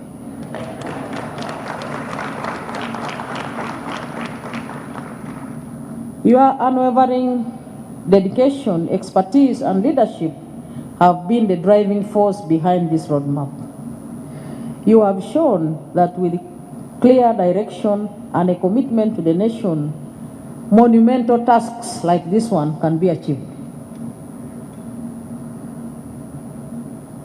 And the minister is also very, very strong in advancing the agenda of ICT. Everywhere I have been, whether village, whether cabinet, whether parliament, I thank you very sincerely, together with my sister, the Honorable Minister of State for ICT, the Honorable Joyce Sebugwao. I always whisper to her to give me also one of those busutis. She keeps on changing every day. And when you ask her that, how many do you have? She just says 2. Very elegant. And thank you for being our mentor as well. UNDP Uganda, your global perspective combined with a deep understanding of local intricacies have been invaluable. Your support and collaboration have not just facilitated this roadmap, but have ensured it's of a standard that can stand tall on the world stage. Therefore, we don't have words to thank you. There are some words which you were saying when you were speaking, and I was whispering with the Minister of ICT that when we go there, we shall also say the same words. But I think when the Minister reached the steps there, he forgot like it's a slogan. Now, when I also reached, I forgot. We will be coming to you for more, so that in the next meeting, we outcompete you in saying out that slogan. But we sincerely appreciate the efforts of UNDP in transforming our country, not just on this digitization, but in many other areas. I would like to thank our partners, the EU team, for your commitment as well in moving with us as government and country in a transformation process. You have always been physically present in many of the meetings conducted by government and development partners, and you have always articulated very clearly your messages in support of our plans as government, especially in the transformation area. We sincerely appreciate the bilateral relationships and the commitment to work with the EU team. And to Centenary Technology Services, who I have learned it is a technology company of Centenary Group.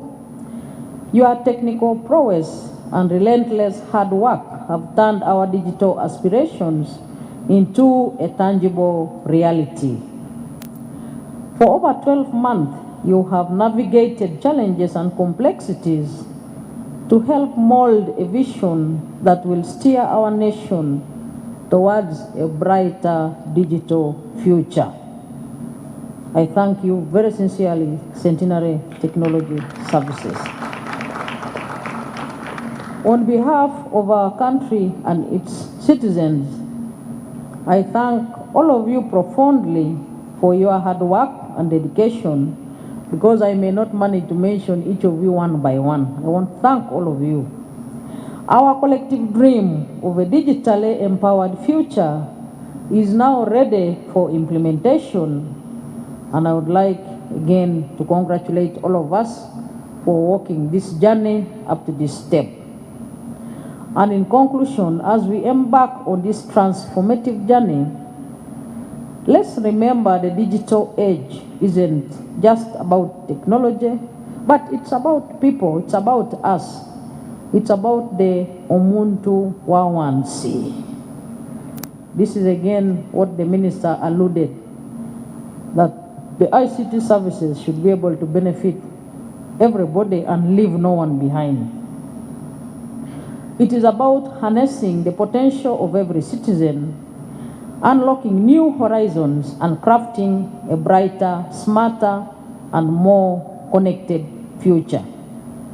I want to thank the exhibitors who were able to explain to us there's so many miles they have gone in solving problems in the sectors of government, including the sector of land, the sector of judiciary, the sector of education, but also in their exhibitions, they also promise to expand to other sectors, including the sector of democracy, that is digital or electronic voting,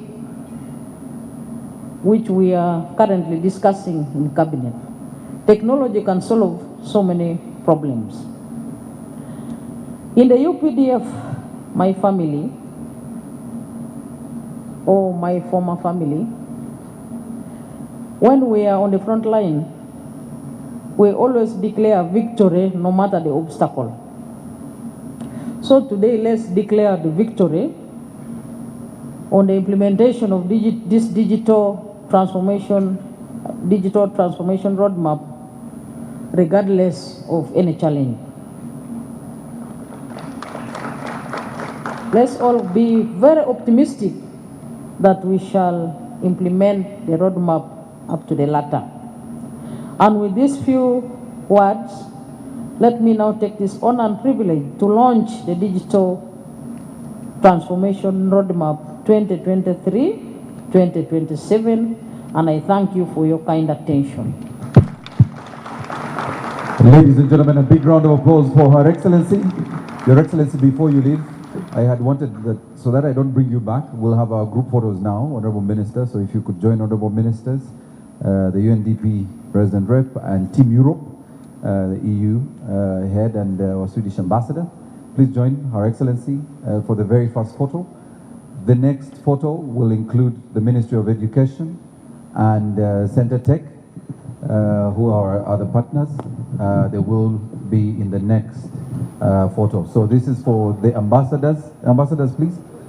And our resident rep and the ICT team.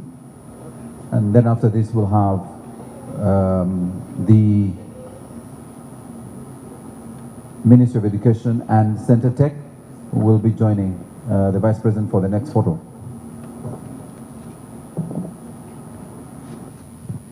All right. All right, and immediately after this, because we have one more photo, and immediately after this, the Vice President will be formally launching the roadmap. Thank you very much, the ambassadors. Please take your seats. I'll ask the Ministry of Education now to come to the front. The ministers will stay and join the Honorable Chrysostom and Dr. Jen. I also want to invite Center Tech and the Honorable Shatsi. Honorable Shatsi, as a Member of Parliament, please come, because you're a key pillar as legislators in driving this digital agenda.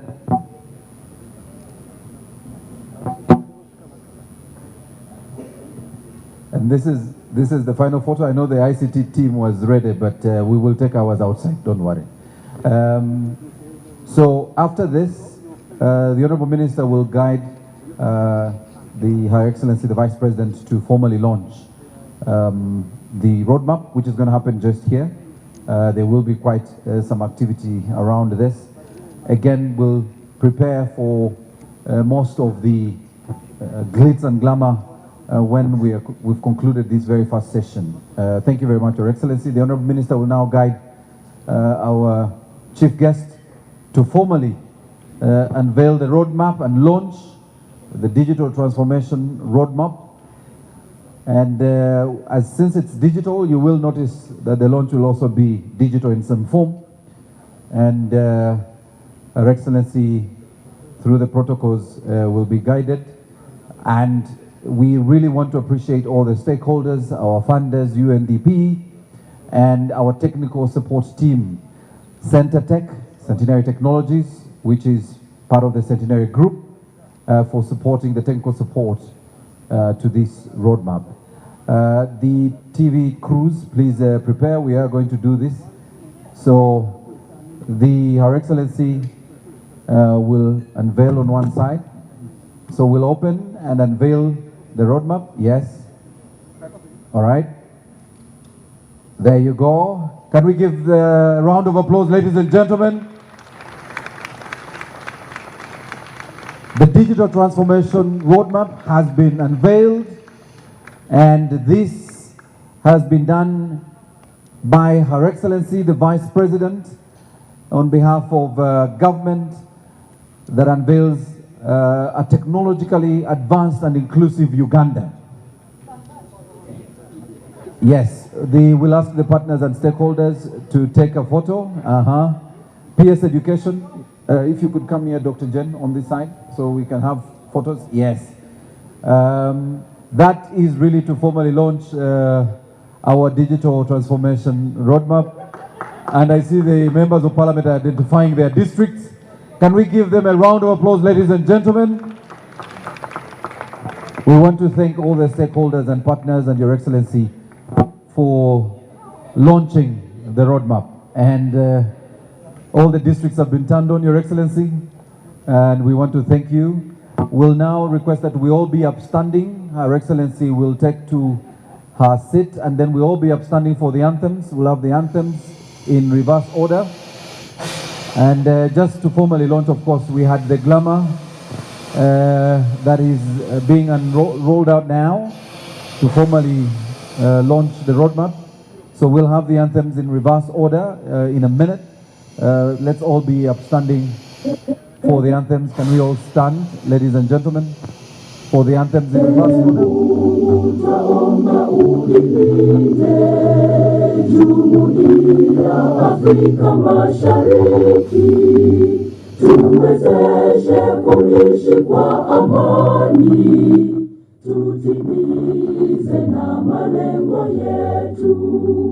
Jumuiya yetu sote tulilinde, tuajibike, tuimarike, umoja wetu ni nguzo yetu, idumu jumuiya yetu.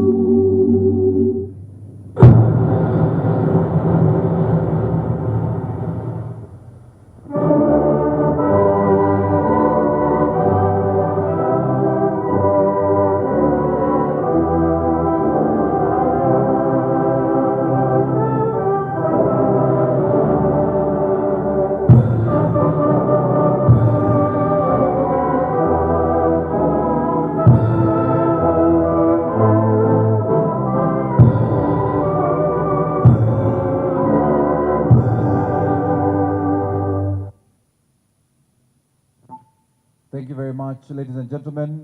Please make way for Her Excellency, the Vice President. She will be accompanied by our host minister, the Minister of ICT and National Guidance. And please do stay with us. There is keynote presentations and a panel discussion that will speak to our roadmap, and we want to request that you stay with us because that session begins immediately. And I'll invite Brandy to quickly invite our keynote speaker, the very first presentation from the Ministry of ICT. And we want to thank Her Excellency, the Vice President, for having joined us this morning to launch the Digital Transformation Roadmap. Please take your seats, ladies and gentlemen. We will now transition to our presentations. And our very first presentation from the Ministry of ICT, Brandy. All right, thank you very much. Thank you very much to our mic check 1 2. Thank you very much to our Vice President, Her Excellency Jessica Alupo, and all the ministers that have been able to deliver remarks that speak to our digital transformation roadmap that will be for the next 5 years.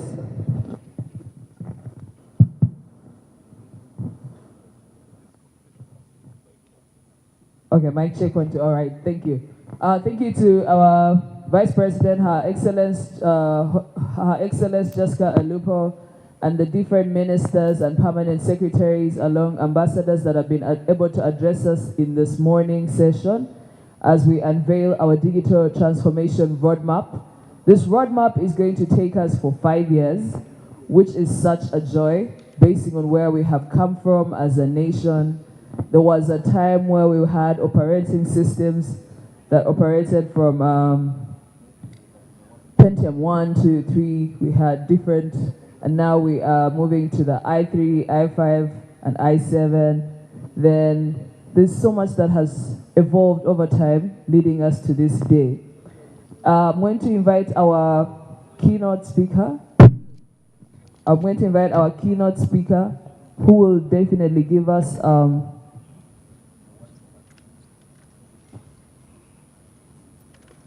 before we have our keynote address speaks to the digital transformation roadmap.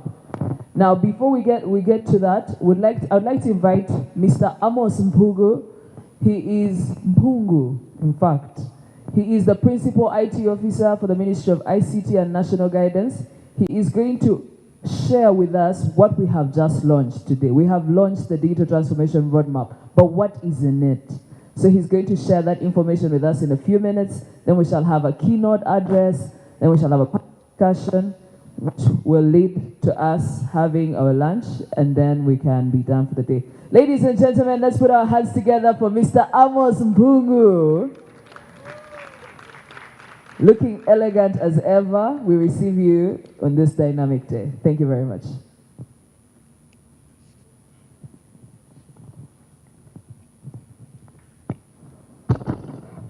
Thank you, Brandy. I had to make sure. Normally they say, if you find someone testing a microphone, you just recognize that one as a Ugandan. So I had to make sure I good morning, ladies and gentlemen. It is, great. It's unfortunate what I'm going to talk about has already been unveiled, but nevertheless, I'll say what we have to say. Normally in marketing, they say even if the product has already launched, if it is blue, you brand it yellow and say it's a different product. The digital transformation roadmap is an implementation of trying to achieve what the minister talked about. A transformed Ugandan society from a peasant to a modern and prosperous country in 30 years. The Vision 2040 spelled out a number of things that the Minister of ICT had to achieve. And as a guide to achieve that, the Minister of ICT developed what we call a Digital Uganda Vision. Just a simple explanation in technical terms of what the Ministry of ICT understands as what ICT has to contribute. Incidentally, most of these things have been talked about. The aspirations of the Digital Uganda Vision include transformation of service delivery so that we can be able to deliver services more efficiently as government.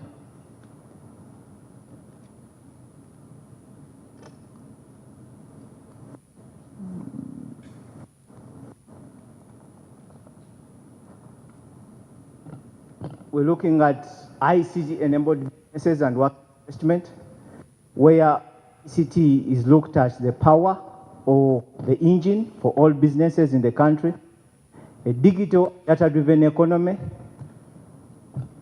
where we make our decisions based on data, improved global competitiveness, that should help us actually. Once we develop, we are able to develop our services well and ICT products, then we should be able to deliver services and ICT products within and outside the country. And then digital inclusion and empowerment, which helps us achieve universality and equity in the use and access of ICT services. This thing helps us, it gets me to move into where we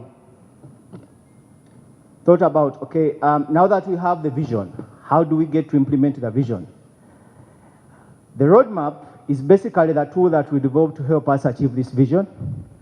And it does three critical things. It is defining for us means to consolidate the existing plans that we have and the development efforts.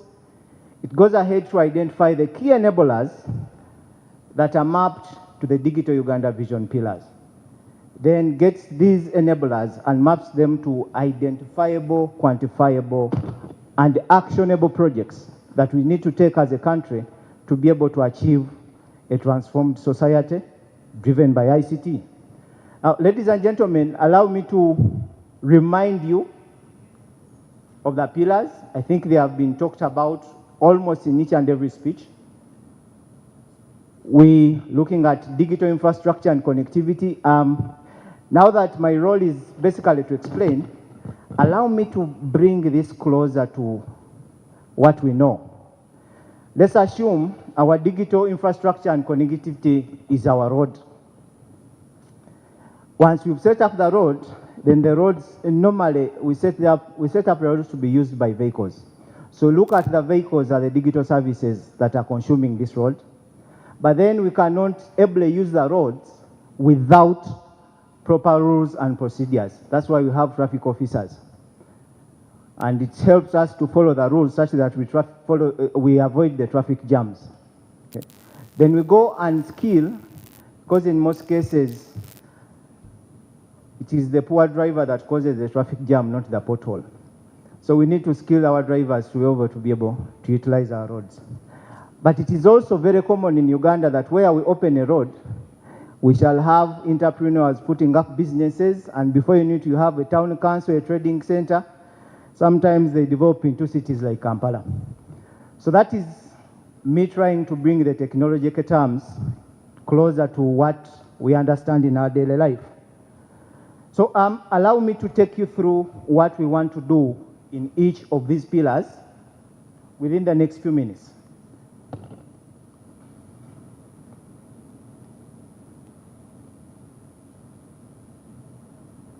Incidentally, technology can be so stubborn that even on the day of digital transformation, it stops working. But here we are. Under digital infrastructure and connectivity, the first thing we want to do is improve regulation. We know as a ministry we have a number of policies, we have a number of guidelines, we have a number of laws, but sometimes we contradict ourselves. I'll give an example of broadband policy. Somewhere where we define it as 4G, as 4 Mbps, another where we define it as 6. So we want to be able to harmonize that.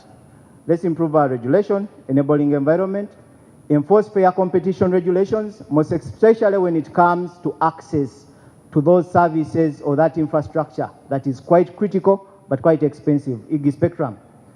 Then we want to be able to expand the broadband infrastructure, one, through government efforts of expanding the national backbone infrastructure to at least every district.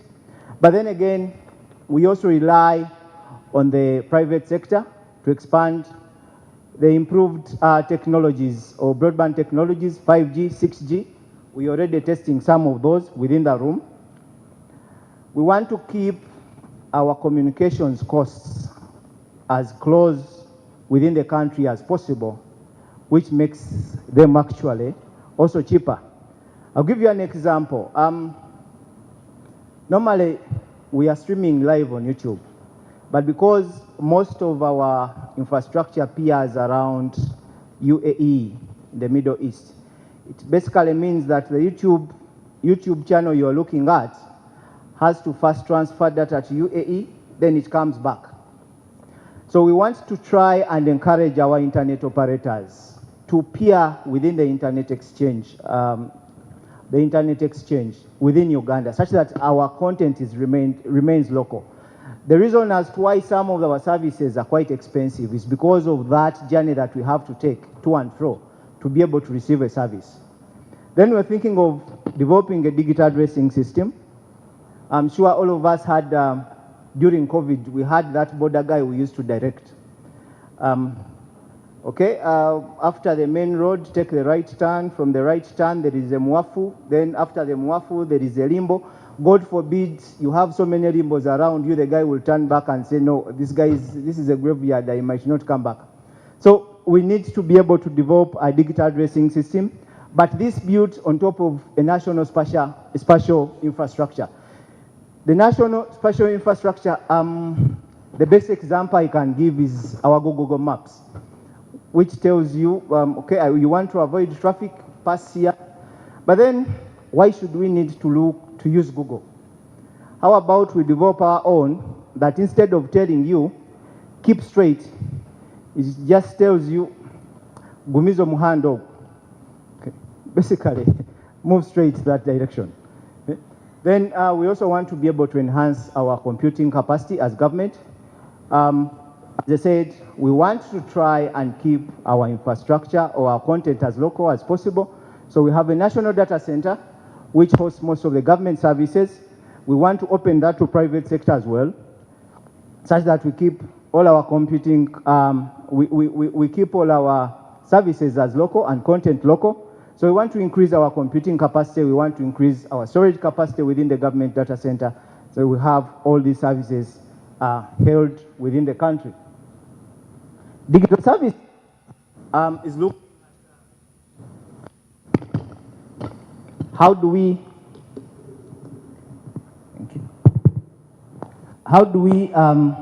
deliver services more efficiently, electronically. And we want to start by developing a national digital services standard.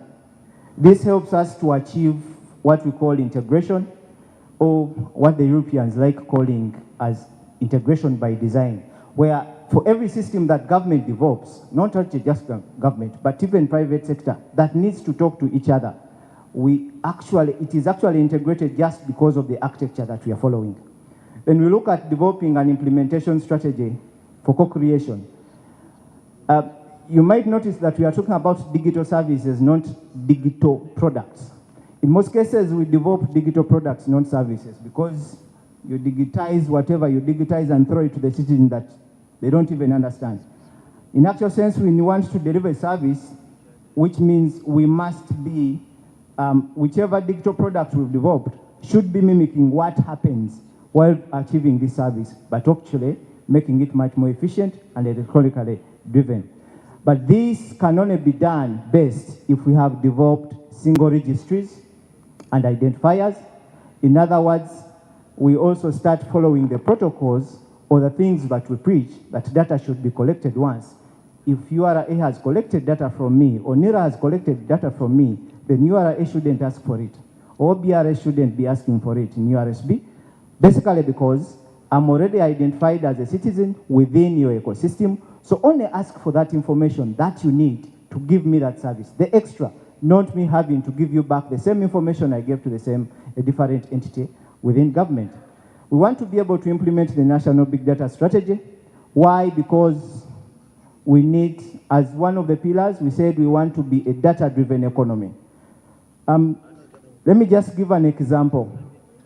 We are about to go into a census. So UBOS, after the census, gives us that, okay, in Uganda we are 45 million people.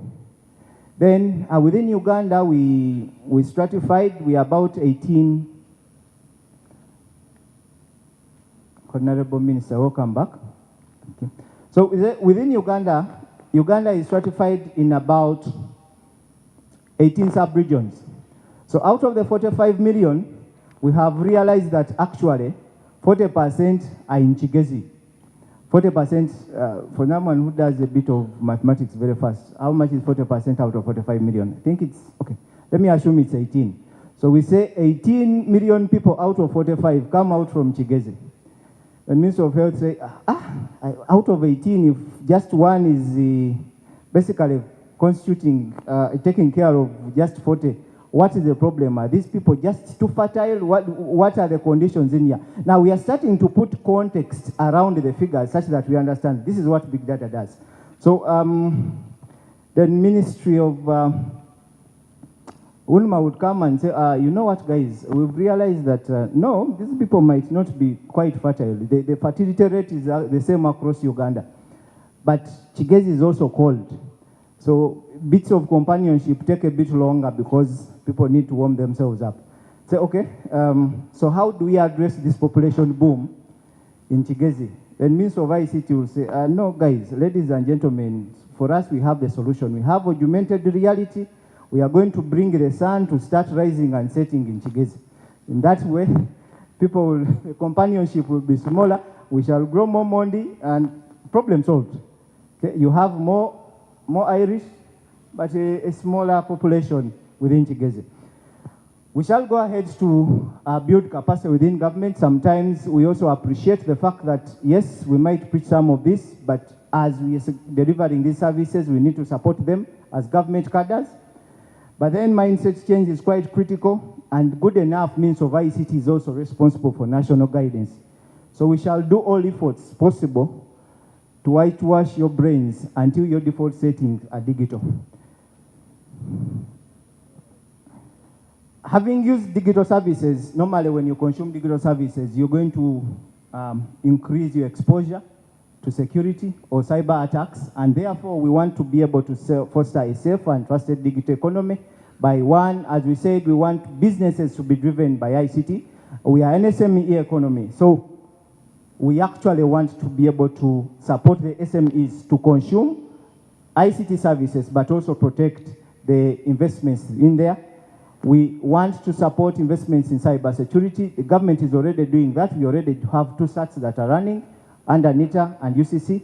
We want to skill Ugandans on cybersecurity so that we avoid these calls of, I'm calling from UCC and I'm about to cut off your phone in the next few minutes, yet the guy cannot actually explain what UCC does or even mention UCC in full. If you ask what is UCC in full, he's just continuing saying, I'm from UCC, but he's telling you, assuring you that your number is going to be cut off in the next few minutes because you didn't register it for the 10th time. Okay? Build a robust and cybersecurity ecosystem that helps us protect the national critical infrastructure that we are building, but also enforcement of compliance to ICT-related laws that we exist, but we need to be able to understand these so that we work within those same laws. Ladies and gentlemen, ICT, most especially cybersecurity, cannot work in isolation, so we cannot, however much effort we put as Uganda, we cannot actually achieve end goal because ICT laws can actually be broken from whichever part of the world that it can be. So we need to be able to foster partnerships within the region and beyond so that we have a collaboration.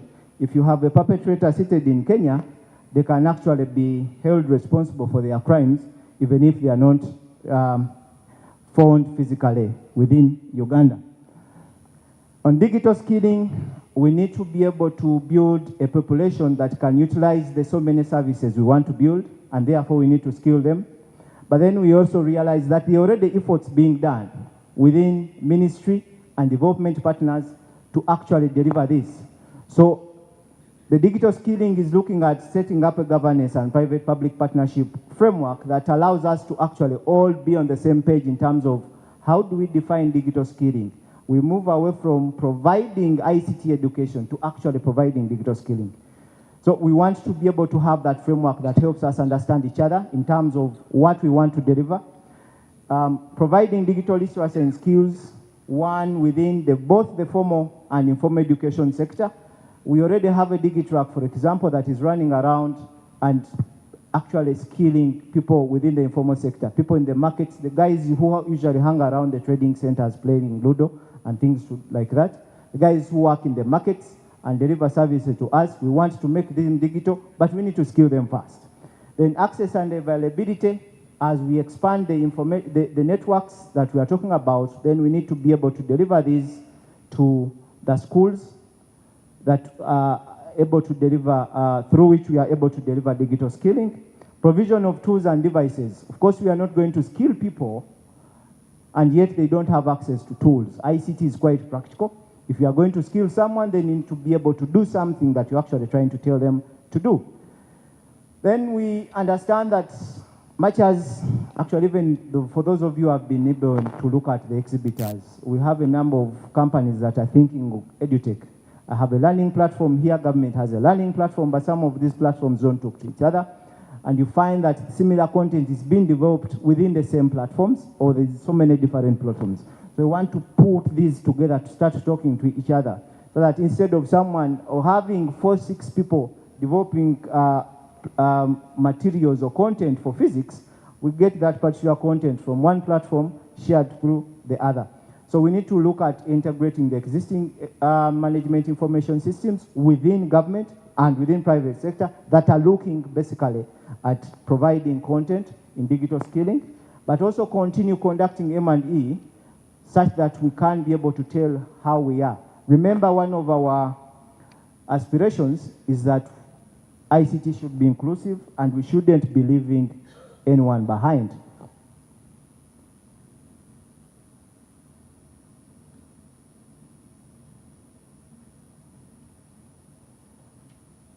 The last bit is innovation and entrepreneurship, where we're looking at sharing services or providing shared services for startups. I'll take an example. We're saying we want to use digital services. Digital services, whenever you're using digital services, you actually generate a lot of data. Normally, government is looking at this data to basically answer SDGs here, NPA, the different frameworks that report to. But when you give that data to the private sector, in most cases, they can develop so many products out of it, even commercially viable products. So we want to provide a platform where those can be shared and be utilized by private sector and innovators quite well. We need to drive a mindset change that actually locally developed products are actually acceptable and can work. The PS usually drives this down when she gives examples of the electronic government procurement system. It's locally developed. The online registration, business registration system under URSB, locally developed in Uganda. So ladies and gentlemen, we also need to start believing in ourselves that actually these products that we develop internally are actually usable and can be utilized within Uganda. We need to ensure sustainability of the projects that we develop, and this we are trying to do through the hub structure. We already have an innovation hub, a national innovation hub in Nakawa. We are going ahead to work with so many other universities. For now, we have 3, in Kabale, in Soroti, and in Muni, that's West Nile, setting up innovation hubs within those, that we develop an ecosystem of innovation that helps actually even the innovators stay where they are, don't need to come to Kampala to access services. And we set up a similar structure that drives this through. Creating an attractive policy environment that allows people to think, develop, and also deliver services that are quite useful to the country. Because innovation is actually what sustains what we develop. As government, of course, we need to think through in terms of resource mobilization, how do we fund this? The first, of course, is the appropriations from the national budget, and we are lucky we had Dr. Gobi around. Then we have grants and loans from development partners. We are here because we have a development partner who has supported us this far. Financing from, pre-financing through Uganda Development Bank. We are not only looking at financing for government, but we're also looking at financing for the innovators as well, as part of the, since it's one of the pillars. Then leveraging private equity funds, because again, we want to look at how we fund our innovators, and domestic revenue mobilization. Those are some of the sources of funding that we're looking at. However, we also realize that we need to do this in collaboration. We can't do this as ICT alone. So we need to support our ICT, our SMEs to use ICT. ICT cannot work alone. We need power, so we need to be very good friends to our colleagues in Ministry of Energy. Establishment of a payment switch by BOU is quite critical, such that we try to drive our economy from being heavily cash to cashless, and which means we shall be able to live or keep as much capital within the economy. Maintenance and management of broadband infrastructure. This is one of the biggest pain points. For example, Minister of ICT is going to lay cable through NITA, is going to get to lay cable on Kampala Road today. The next day, you receive a message that, you know, Kampala is going to be off because National Water is actually laying a water pipe. So we need to be able to work together such that we actually protect and maintain this broadband infrastructure together. And we need to harmonize the tax regime. At a certain point, Minister of ICT might be saying, ladies and gentlemen, we need to reduce the cost of devices, so please let's reduce some taxes. But Minister of Finance is also critically looking for revenue. So how do we balance between what Minister of ICT wants to achieve and what Minister of Finance wants to achieve in terms of government revenue? Critical success factors, a governance structure that allows or involves each and every individual, MDAs, development partners, private sector, in actually accessing information and contributing to this. Awareness, communication, and inclusion such that each and every individual knows what is happening and what their role is. Political will.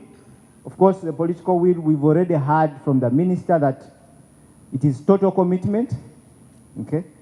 Infrastructure, you look at infrastructure or setting up infrastructure as a shared responsibility, both in terms of setting it up and maintaining it. Collaborations, we have so many development partners that are willing to support us, but we need to understand that we also can't all move into the same direction. One of the reasons that's why we are developing the roadmap is that we actually get to understand who is doing what, and we complement each other. So we need to understand, or we need to share the pie in terms of which projects we do. But also we also have to do the resource mobilization as a joint venture. So the key takeaways, and I think this is particularly for fathers and mothers in the room. Why fathers and mothers? They are the only ones that are allowed to forget the few slides, and I just want to take this as a summary. The fathers and mothers are the only people who have gone through what they call a critical time in sleepless nights, so they are allowed to forget. Okay? You see, when you have a foreign entity in the country that within the house that makes a lot of noise and you clearly can't sleep, that's what they call a real sleepless night. Those of you who have had sleepless nights because of hysteria, sijui boyfriend has just, this doesn't apply. So the takeaways, we're saying we have 5 pillars, and again I'm going to bring it closer. Assuming we have that nice dream home and you've set it up, that is your infrastructure as pillar 1. Then you need to close it such that you secure it. That is your security. Now furnish this dream home of yours, and when you're furnishing it, those are your e-services. Once you've done furnishing, then, of course, since you've put a refrigerator somewhere and a cooker somewhere and you have this maid from China Mukaka, you need to be able to skill that maid on how to operate those machinery, otherwise they'll burn the house. So we're going into skilling. But then, these days we do a lot of innovation in houses. And you say, okay, we went for a scan, is the baby boy coming? Yes. I think we should paint the room pink. It's a baby boy because the boy is be blue or something like that. So that is the summary of our pillars of digital transformation. Now, ladies and gentlemen, there's something very unique that happens within government. For every presentation we make in government, in most cases, what they tell you at last is, what is your prayer? Now, unfortunately, the prayer has already been answered. So I thought I would end with something close to a prayer, and that is our verse today. Isaiah 43:19 says, for I am about to do something new. See, I have already begun. Do you not see it? I'll make a pathway through the wilderness. I'll create rivers in the dry wasteland. If you relate it to what we are talking about today, digital transformation has already started, and it should be anywhere where you are. If you haven't seen it, ladies and gentlemen, I think visit the nearest parish priest, because you might need to repent of some sins. Thank you very much for listening to me.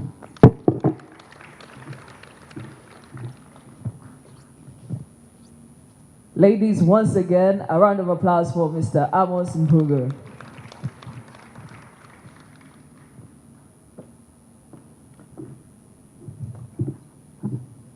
After such a brilliant discussion and presentation from our principal IT officer, we now know what is in this roadmap. Now, each one of us in this room is not here by mistake. We are all here because we have something to add into the implementation of this roadmap. Before I invite the panel, I'd like to share a small story. In a particular year in the 90s, I was born. And when I was 2 years old, the Y2K operation had to happen. People didn't know what the future of computers would be after 1999. People moved from Windows 3, 3.1, and then moved to Microsoft Windows. That's better versions of operation systems. Please don't ask me how I know this information, but my father actually did share. And then we moved from types of computers from Pentium 1, 2, 3, 4. I moved to the i3, i5, i7. Data storage moved from diskettes, which also had versions, and now we save information on the what? On the cloud. And we have walked this journey as a nation as well. So as a young person who they keep saying there's a 60% population of the country that is under a particular age, I want to say on behalf of the young people that this is such a joy that this roadmap is here, and every person in this house right now has something to contribute to it. So thank you very much for being here with us today. Without wasting any time, I would like to invite Rita Kanya Mujuni. She is the team lead of the Digital Media Unit and also an anchor with NTV Uganda and also such a great moderator. So let's put our hands together for Rita as she comes to walk us through the panel discussion as we unveil the Digital Transformation Roadmap. Rita, you're welcome.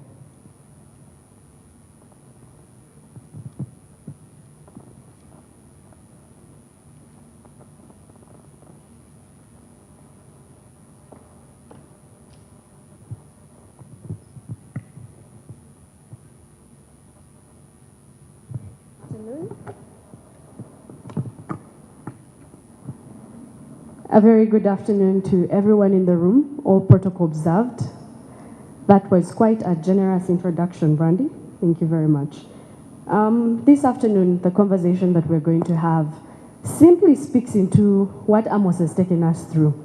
The house that he mentioned that has been constructed, it's well furnished, but we want to get into these nitty-gritty details of it.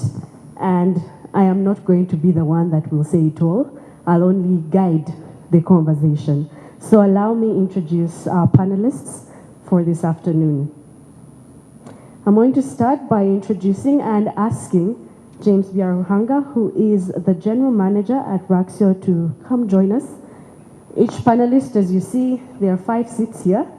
We're going to be taking a look at 4 pillars. Just the 4 of them. One of our panelists could not make it, unfortunately. So as James comes, we'll also be having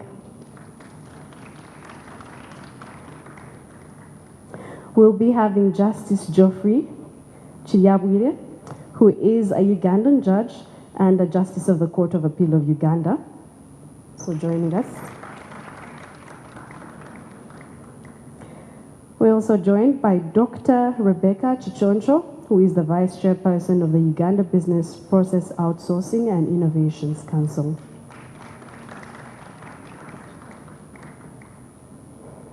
Last but not least, actually not last but not least as well, we also have Innocent Ajolu, who is the lead at the lead partnership and innovation at the United Nations Development Programme.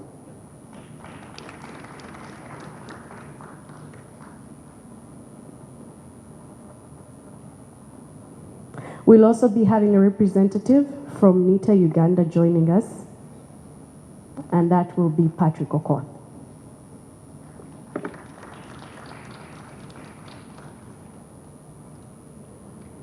You're all most welcome, and good afternoon.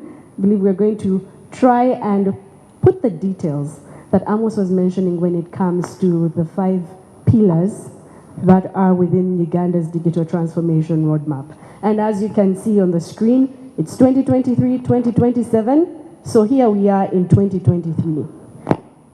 The conversation is where we are now, where we would like to go, what changes should be made. As a number of the speeches that were given, one thing that was highlighted is that it was a conversation leading to the Digital Transformation Roadmap launch is one that goes ahead to have a consultative discussion. So it's not just a few people that went and had a conversation. And some of them, the guiding conversation is part of what we're going to be having this afternoon. There is a mic next to each and every one of you, and you can always just press, speak, and switch off once you're done. So we'll start off with you, James. As a player within the sector, ICT sector, where would you see our internet connectivity? Because that's the very first thing, infrastructure and connectivity, the first pillar.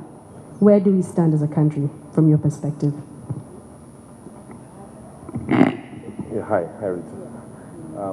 And good afternoon, everyone. First of all, it's exciting to be here.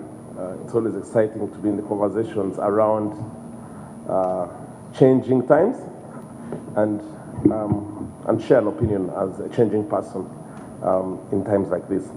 A few minutes ago, I think Brandy, the MC, was giving us a bit of a storage story. She was talking about this whole journey from Y2K compliance and diskettes and disks and hard drives are now all the way to cloud. I think she doesn't realize that she was talking to people who lived this life. She's speaking from a perspective of a Gen Z. But I also want to give you guys a story about the connectivity perspective. I've been present in the Ugandan connectivity space for the last 25 years, working actively, and just trying to also, play my role in shaping things and where we are now. And then I can just talk briefly about where I think we're going. If I'm to just quickly go to like the year 2000, the cost of 1 megabit per second in Uganda was about 5,650 USD for 1 meg up, 1 meg down. And I will talk tech because I believe there's a bunch of techies in the room. However, I'm also happy to just translate offline. We were depending on satellite connectivity at the time. The whole country was depending on satellite connectivity at the time. We had Uganda Telecom, obviously. We had Celten. MTN was a new player. I see some MTN characters in the building. And then we had, of course, only Infocom, who had just taken over from Swift Global and Africa Online in the market. Just a few players. And the mode of connectivity was dial-up. 56 kilobits per second, being sold at about $250 per month. Just try and stop to think about the playing field 23 years ago and how it was. In 2009, the first submarine cable landed in Uganda. It was a straight race between Teams and CCOM. We saw the price of internet dropping on the wholesale side from $6,000 to $600 in one shot. And that immediately meant that the pricing dropped also on the last mile. Now, over the last 11 years, it's been a continuous race to the bottom. What's been driving this?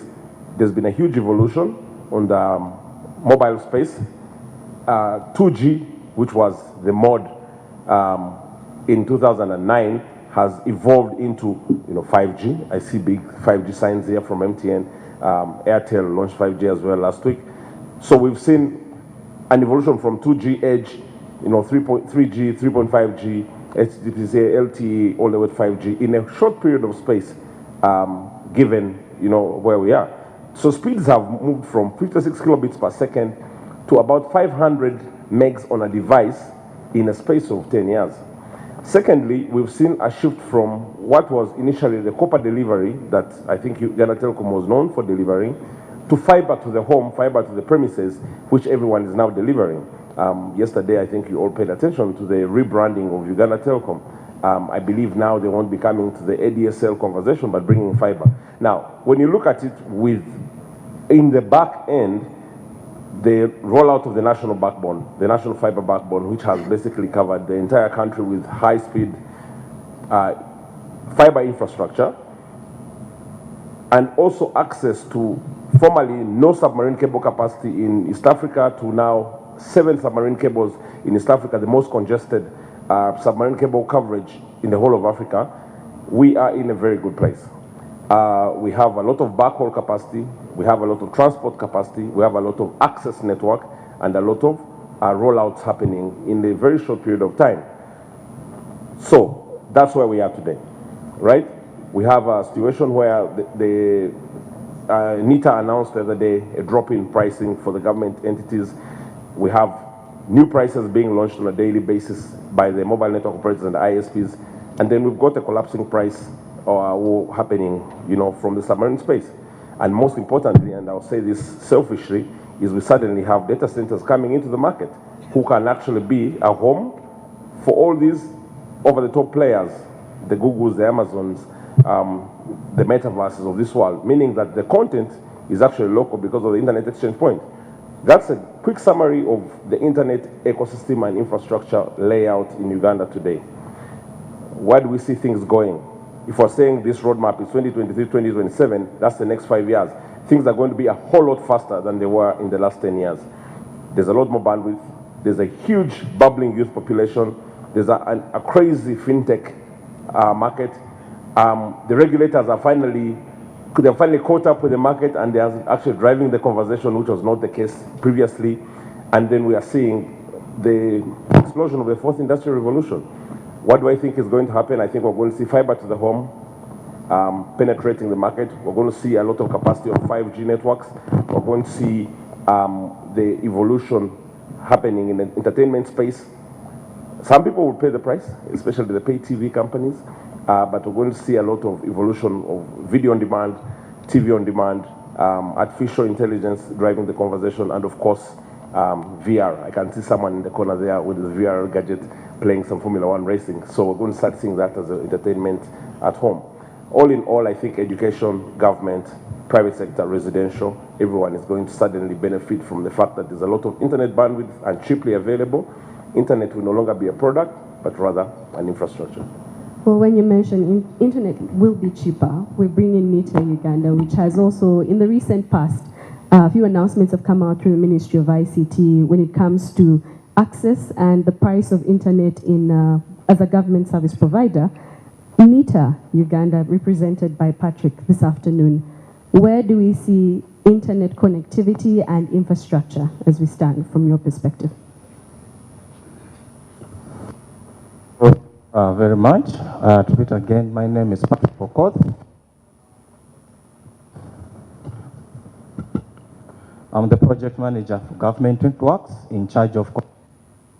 My primary responsibility is to ensure the expansion of a vehicle for internet connectivity across the country, ideally ensuring that we provide be used both by government and the private sector to enable the access of all government services, private sector services provided online and using all the digital tools. What have we done so far as NITA Uganda, among others, in providing the coordination, supporting, and promotion of ICT in the country? We have done 4 major things, and one of them is building the national backbone, and that currently covers up to 53 districts across the country. And the plan is to expand that. That's about 40%, and the plan is guided by this roadmap to expand that to cover 100% in the next 5 years. The second that has been done is building what we call the National Data Center to ensure that most of the services being provided to locals or citizens in the country are hosted locally, and that is delaying the ensuring we address the delay time, but also promote a lot of local content. Initially, most of us were very comfortable using services provided by people like Microsoft, but now have developers here just because of this infrastructure that has been set in place. People have been able to provide most of the solutions locally. The third one has been what we call the integration platform. Integration platform has enabled us to interlink different government services and different private sector services, meaning that now you are able to access services seamlessly. Take an example, driving permit now, you're able to access it in less than 30 minutes. You're also able to register and acquire a bank account in less than a day. Initially, it will take days just because of the process undertaken. And then the last one is the development of the National Cyber Security Emergency Response Team Center, which is also called the Cyber Security Operations Center. Ideally, with the coming of so many digital tools and ensuring that we go digital, the challenges we are going to face is basically a lot of cyber risks. Now, the responsibility of this team is to avert that in real time. Thank you. And we'll be getting into that team in a bit, but while we're still on infrastructure and connectivity, a number of times a lot of attention is given to government and what they can do when it comes to how better the infrastructure and connectivity can perhaps change and be improved. But also we have private players. We have CSOs that are a part of this conversation. From the government end of things, what collaborative measures do you see should be taken up to see that by 2027, this transformation roadmap digitally is fluid and seamless? Thank you very much. I will say in the era we are in, there are again 3 major pillars we can't run away from. One of them is partnerships. The second one is collaboration, and the third one is cooperation. And as NITA-U, we are championing this by developing infrastructure in areas where everyone else, instead of people developing silos, we are developing central infrastructure that will provide access to many other people in need or agencies in need. Take, for example, we currently have about 18 ISPs running on the national backbone infrastructure. Now, the price cut that was announced recently affects or is also enabling the ISPs to provide services. ISPs, internet service providers, ideally, they would struggle to build infrastructure, but now they're able to ride on the existing infrastructure to provide services across the country. I would also want to recognize the efforts that has been made by UCC to regionalize licensing. Other than having a national license, we now have regional licenses. That enables, say, Patrick Okoth, who's only able to provide a service in Karamoja, to only pay for the services I'm providing in Karamoja, other than paying for a national license, and yet my capacity is to provide services in a specific region. And also categorizing from public service provider and to public infrastructure provider. That has enabled many more players to come on board, and that has also significantly contributed to lowering the cost of the internet. What are we doing more to do to ensure that the cost of internet is lowered further? To expand the infrastructure to areas that are currently unserved so that many more players can come in and provide services. But in so doing, we're also going to reduce the cost further. What was announced recently was just one of the starting points. But with collaboration with other players, for example, MTN, Airtel, UTCL, among others, we are going to ensure that we are able to reach across board, but also lower service, so that access to these services is easier, but also affordable to the end user. Thank you. Well, we're still building the house, the structure that Amos had earlier put up for us during his presentation. And as we build that house and finish up with the infrastructure, just the frame of the house. James, what Patrick has mentioned is from the government end, talks about the private players. From your end, the dream that you envision, what you earlier said, what it would look like in 2027. What measures do you think should be taken up from the private players' end of things? Yeah, I think Patrick basically has kind of like scratched the surface. The truth is that the public sector without the private sector cannot go so far, and the reverse is also true. The private sector also needs the public sector to go, significantly far, especially in this what people once call a digital transformation, period. And the digital part is the easy one. It's a technology. The transformation is the very difficult one, because transformation is not really technology. It's people, it's attitudes, it's perception, it's accepting change and being willing to participate in the change. And that's the part that we always miss out, because we think laying infrastructure is going to change things. Yeah, it just plays a role. It's the people who actually make things happen.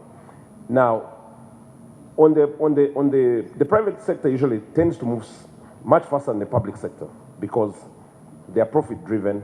The finance and investors kind of put a lot of pressure, so you always tend to deliver a lot faster than the public sector. But we're starting to see a huge change because delivery in the private sector is heavily built on being able to comply.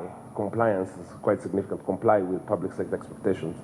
And of course that always leads into, public sector service delivery. So what I see happening now is a lot more interest in infrastructure sharing, which was not usually the case. Initially, you saw a lot of public sector players laying their own infrastructure, putting up their own towers, laying their own fiber, and really trying to meet their own needs. But the economies of scale have dictated that that's not the way to go. Secondly, the need to be more frugal with how much you can earn out of the same investment has also dictated a given way of things happening. So the big moves have started happening. We saw the TowerCo move.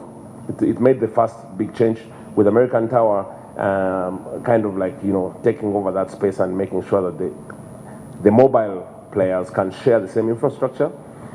We saw a bit of, I don't want to call it outsourcing, but Soliton coming in to run the national backbone more effectively, more efficiently, so that they could actually allow private players to start utilizing it alongside of the government players. That has created what Patrick is talking about, which is like an access to a nationwide infrastructure network that can allow us to get anywhere in Uganda. And then we've started seeing what was previously unseen, which is private sector players swapping out infrastructure to be able to meet each other's needs, right? And changing the competition from me who has more infrastructure, I can outcompete you, to me who can deliver a better service, I can outcompete you. So we're seeing private sector collaborations, public-private sector collaborations, public sector service delivery to private sector, and the whole thing is basically converging into what you'd say a more, focused direction.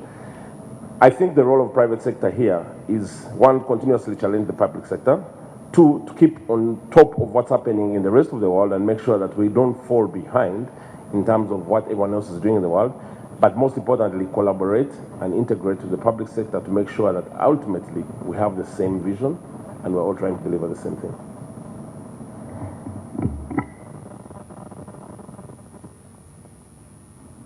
As we now move on to the next pillar, we take a look at the digital services that we have.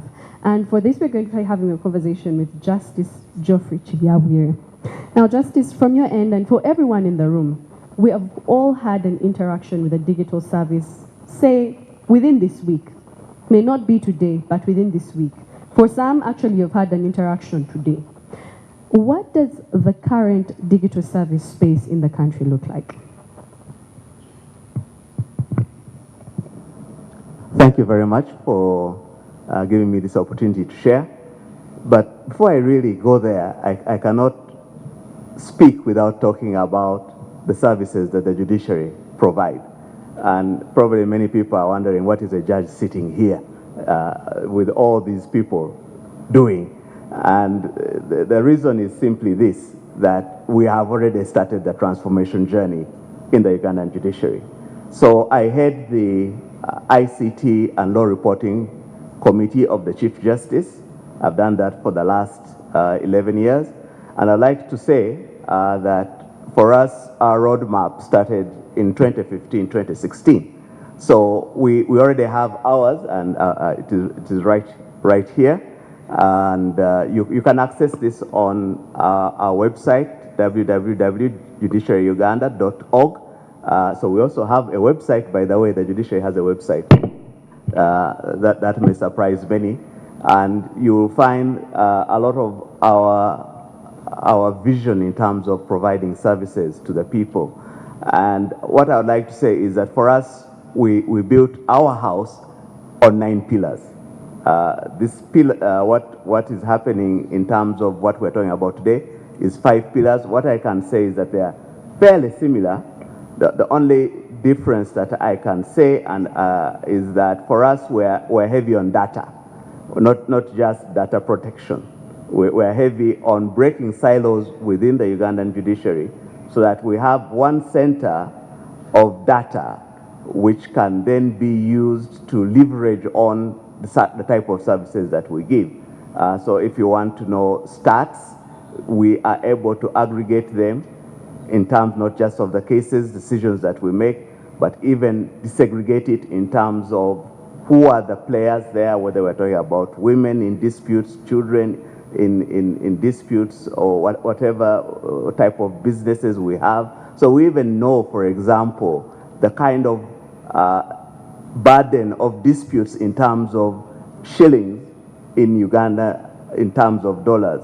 So I wanted to flag that for us we have been doing that, and ours run up to 2020 and would have been able to deliver it had it not been for COVID. But the fact that we're already on the map allowed us to be one of the first entities in the government space to be online during COVID. And I think you know that we were probably amongst the first 5 to be able to have business continuity during COVID. And that is very critical because we did not allow COVID to shut down access to justice. Now, in terms of the broader space, so I would like to encourage Honorable Minister and PS that you also look at the data. I know it is somehow embedded there, but I'd like to see more of that flagged because there are a lot of silos in the government space where data can be shared. Now, I think a lot has been said about the service sector. We're doing e-everything.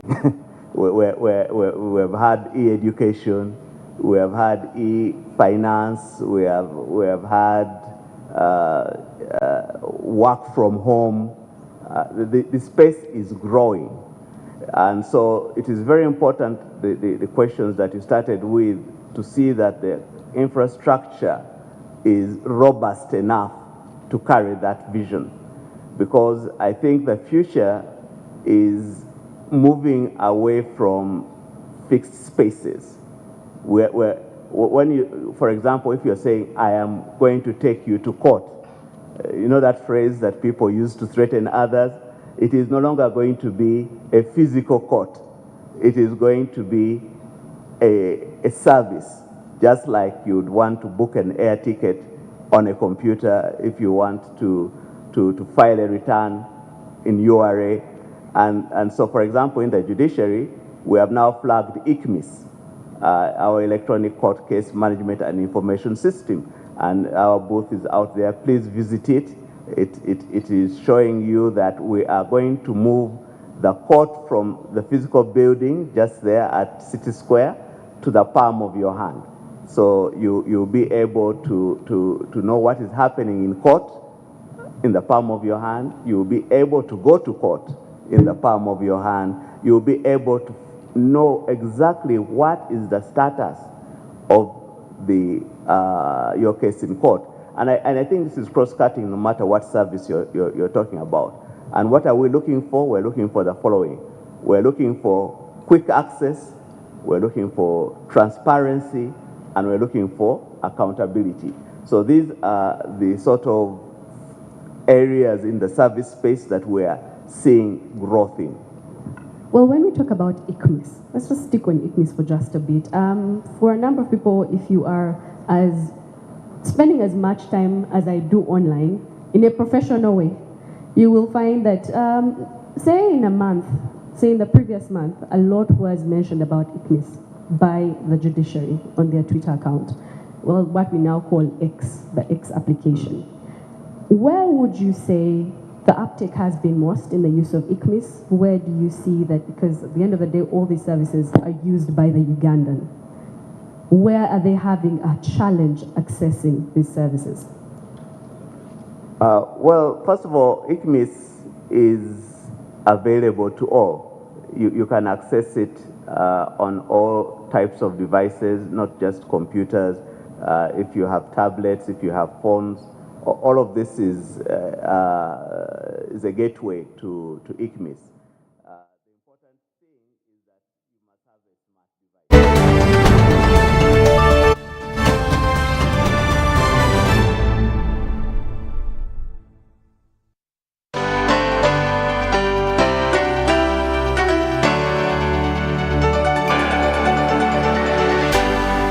UBC, inspiring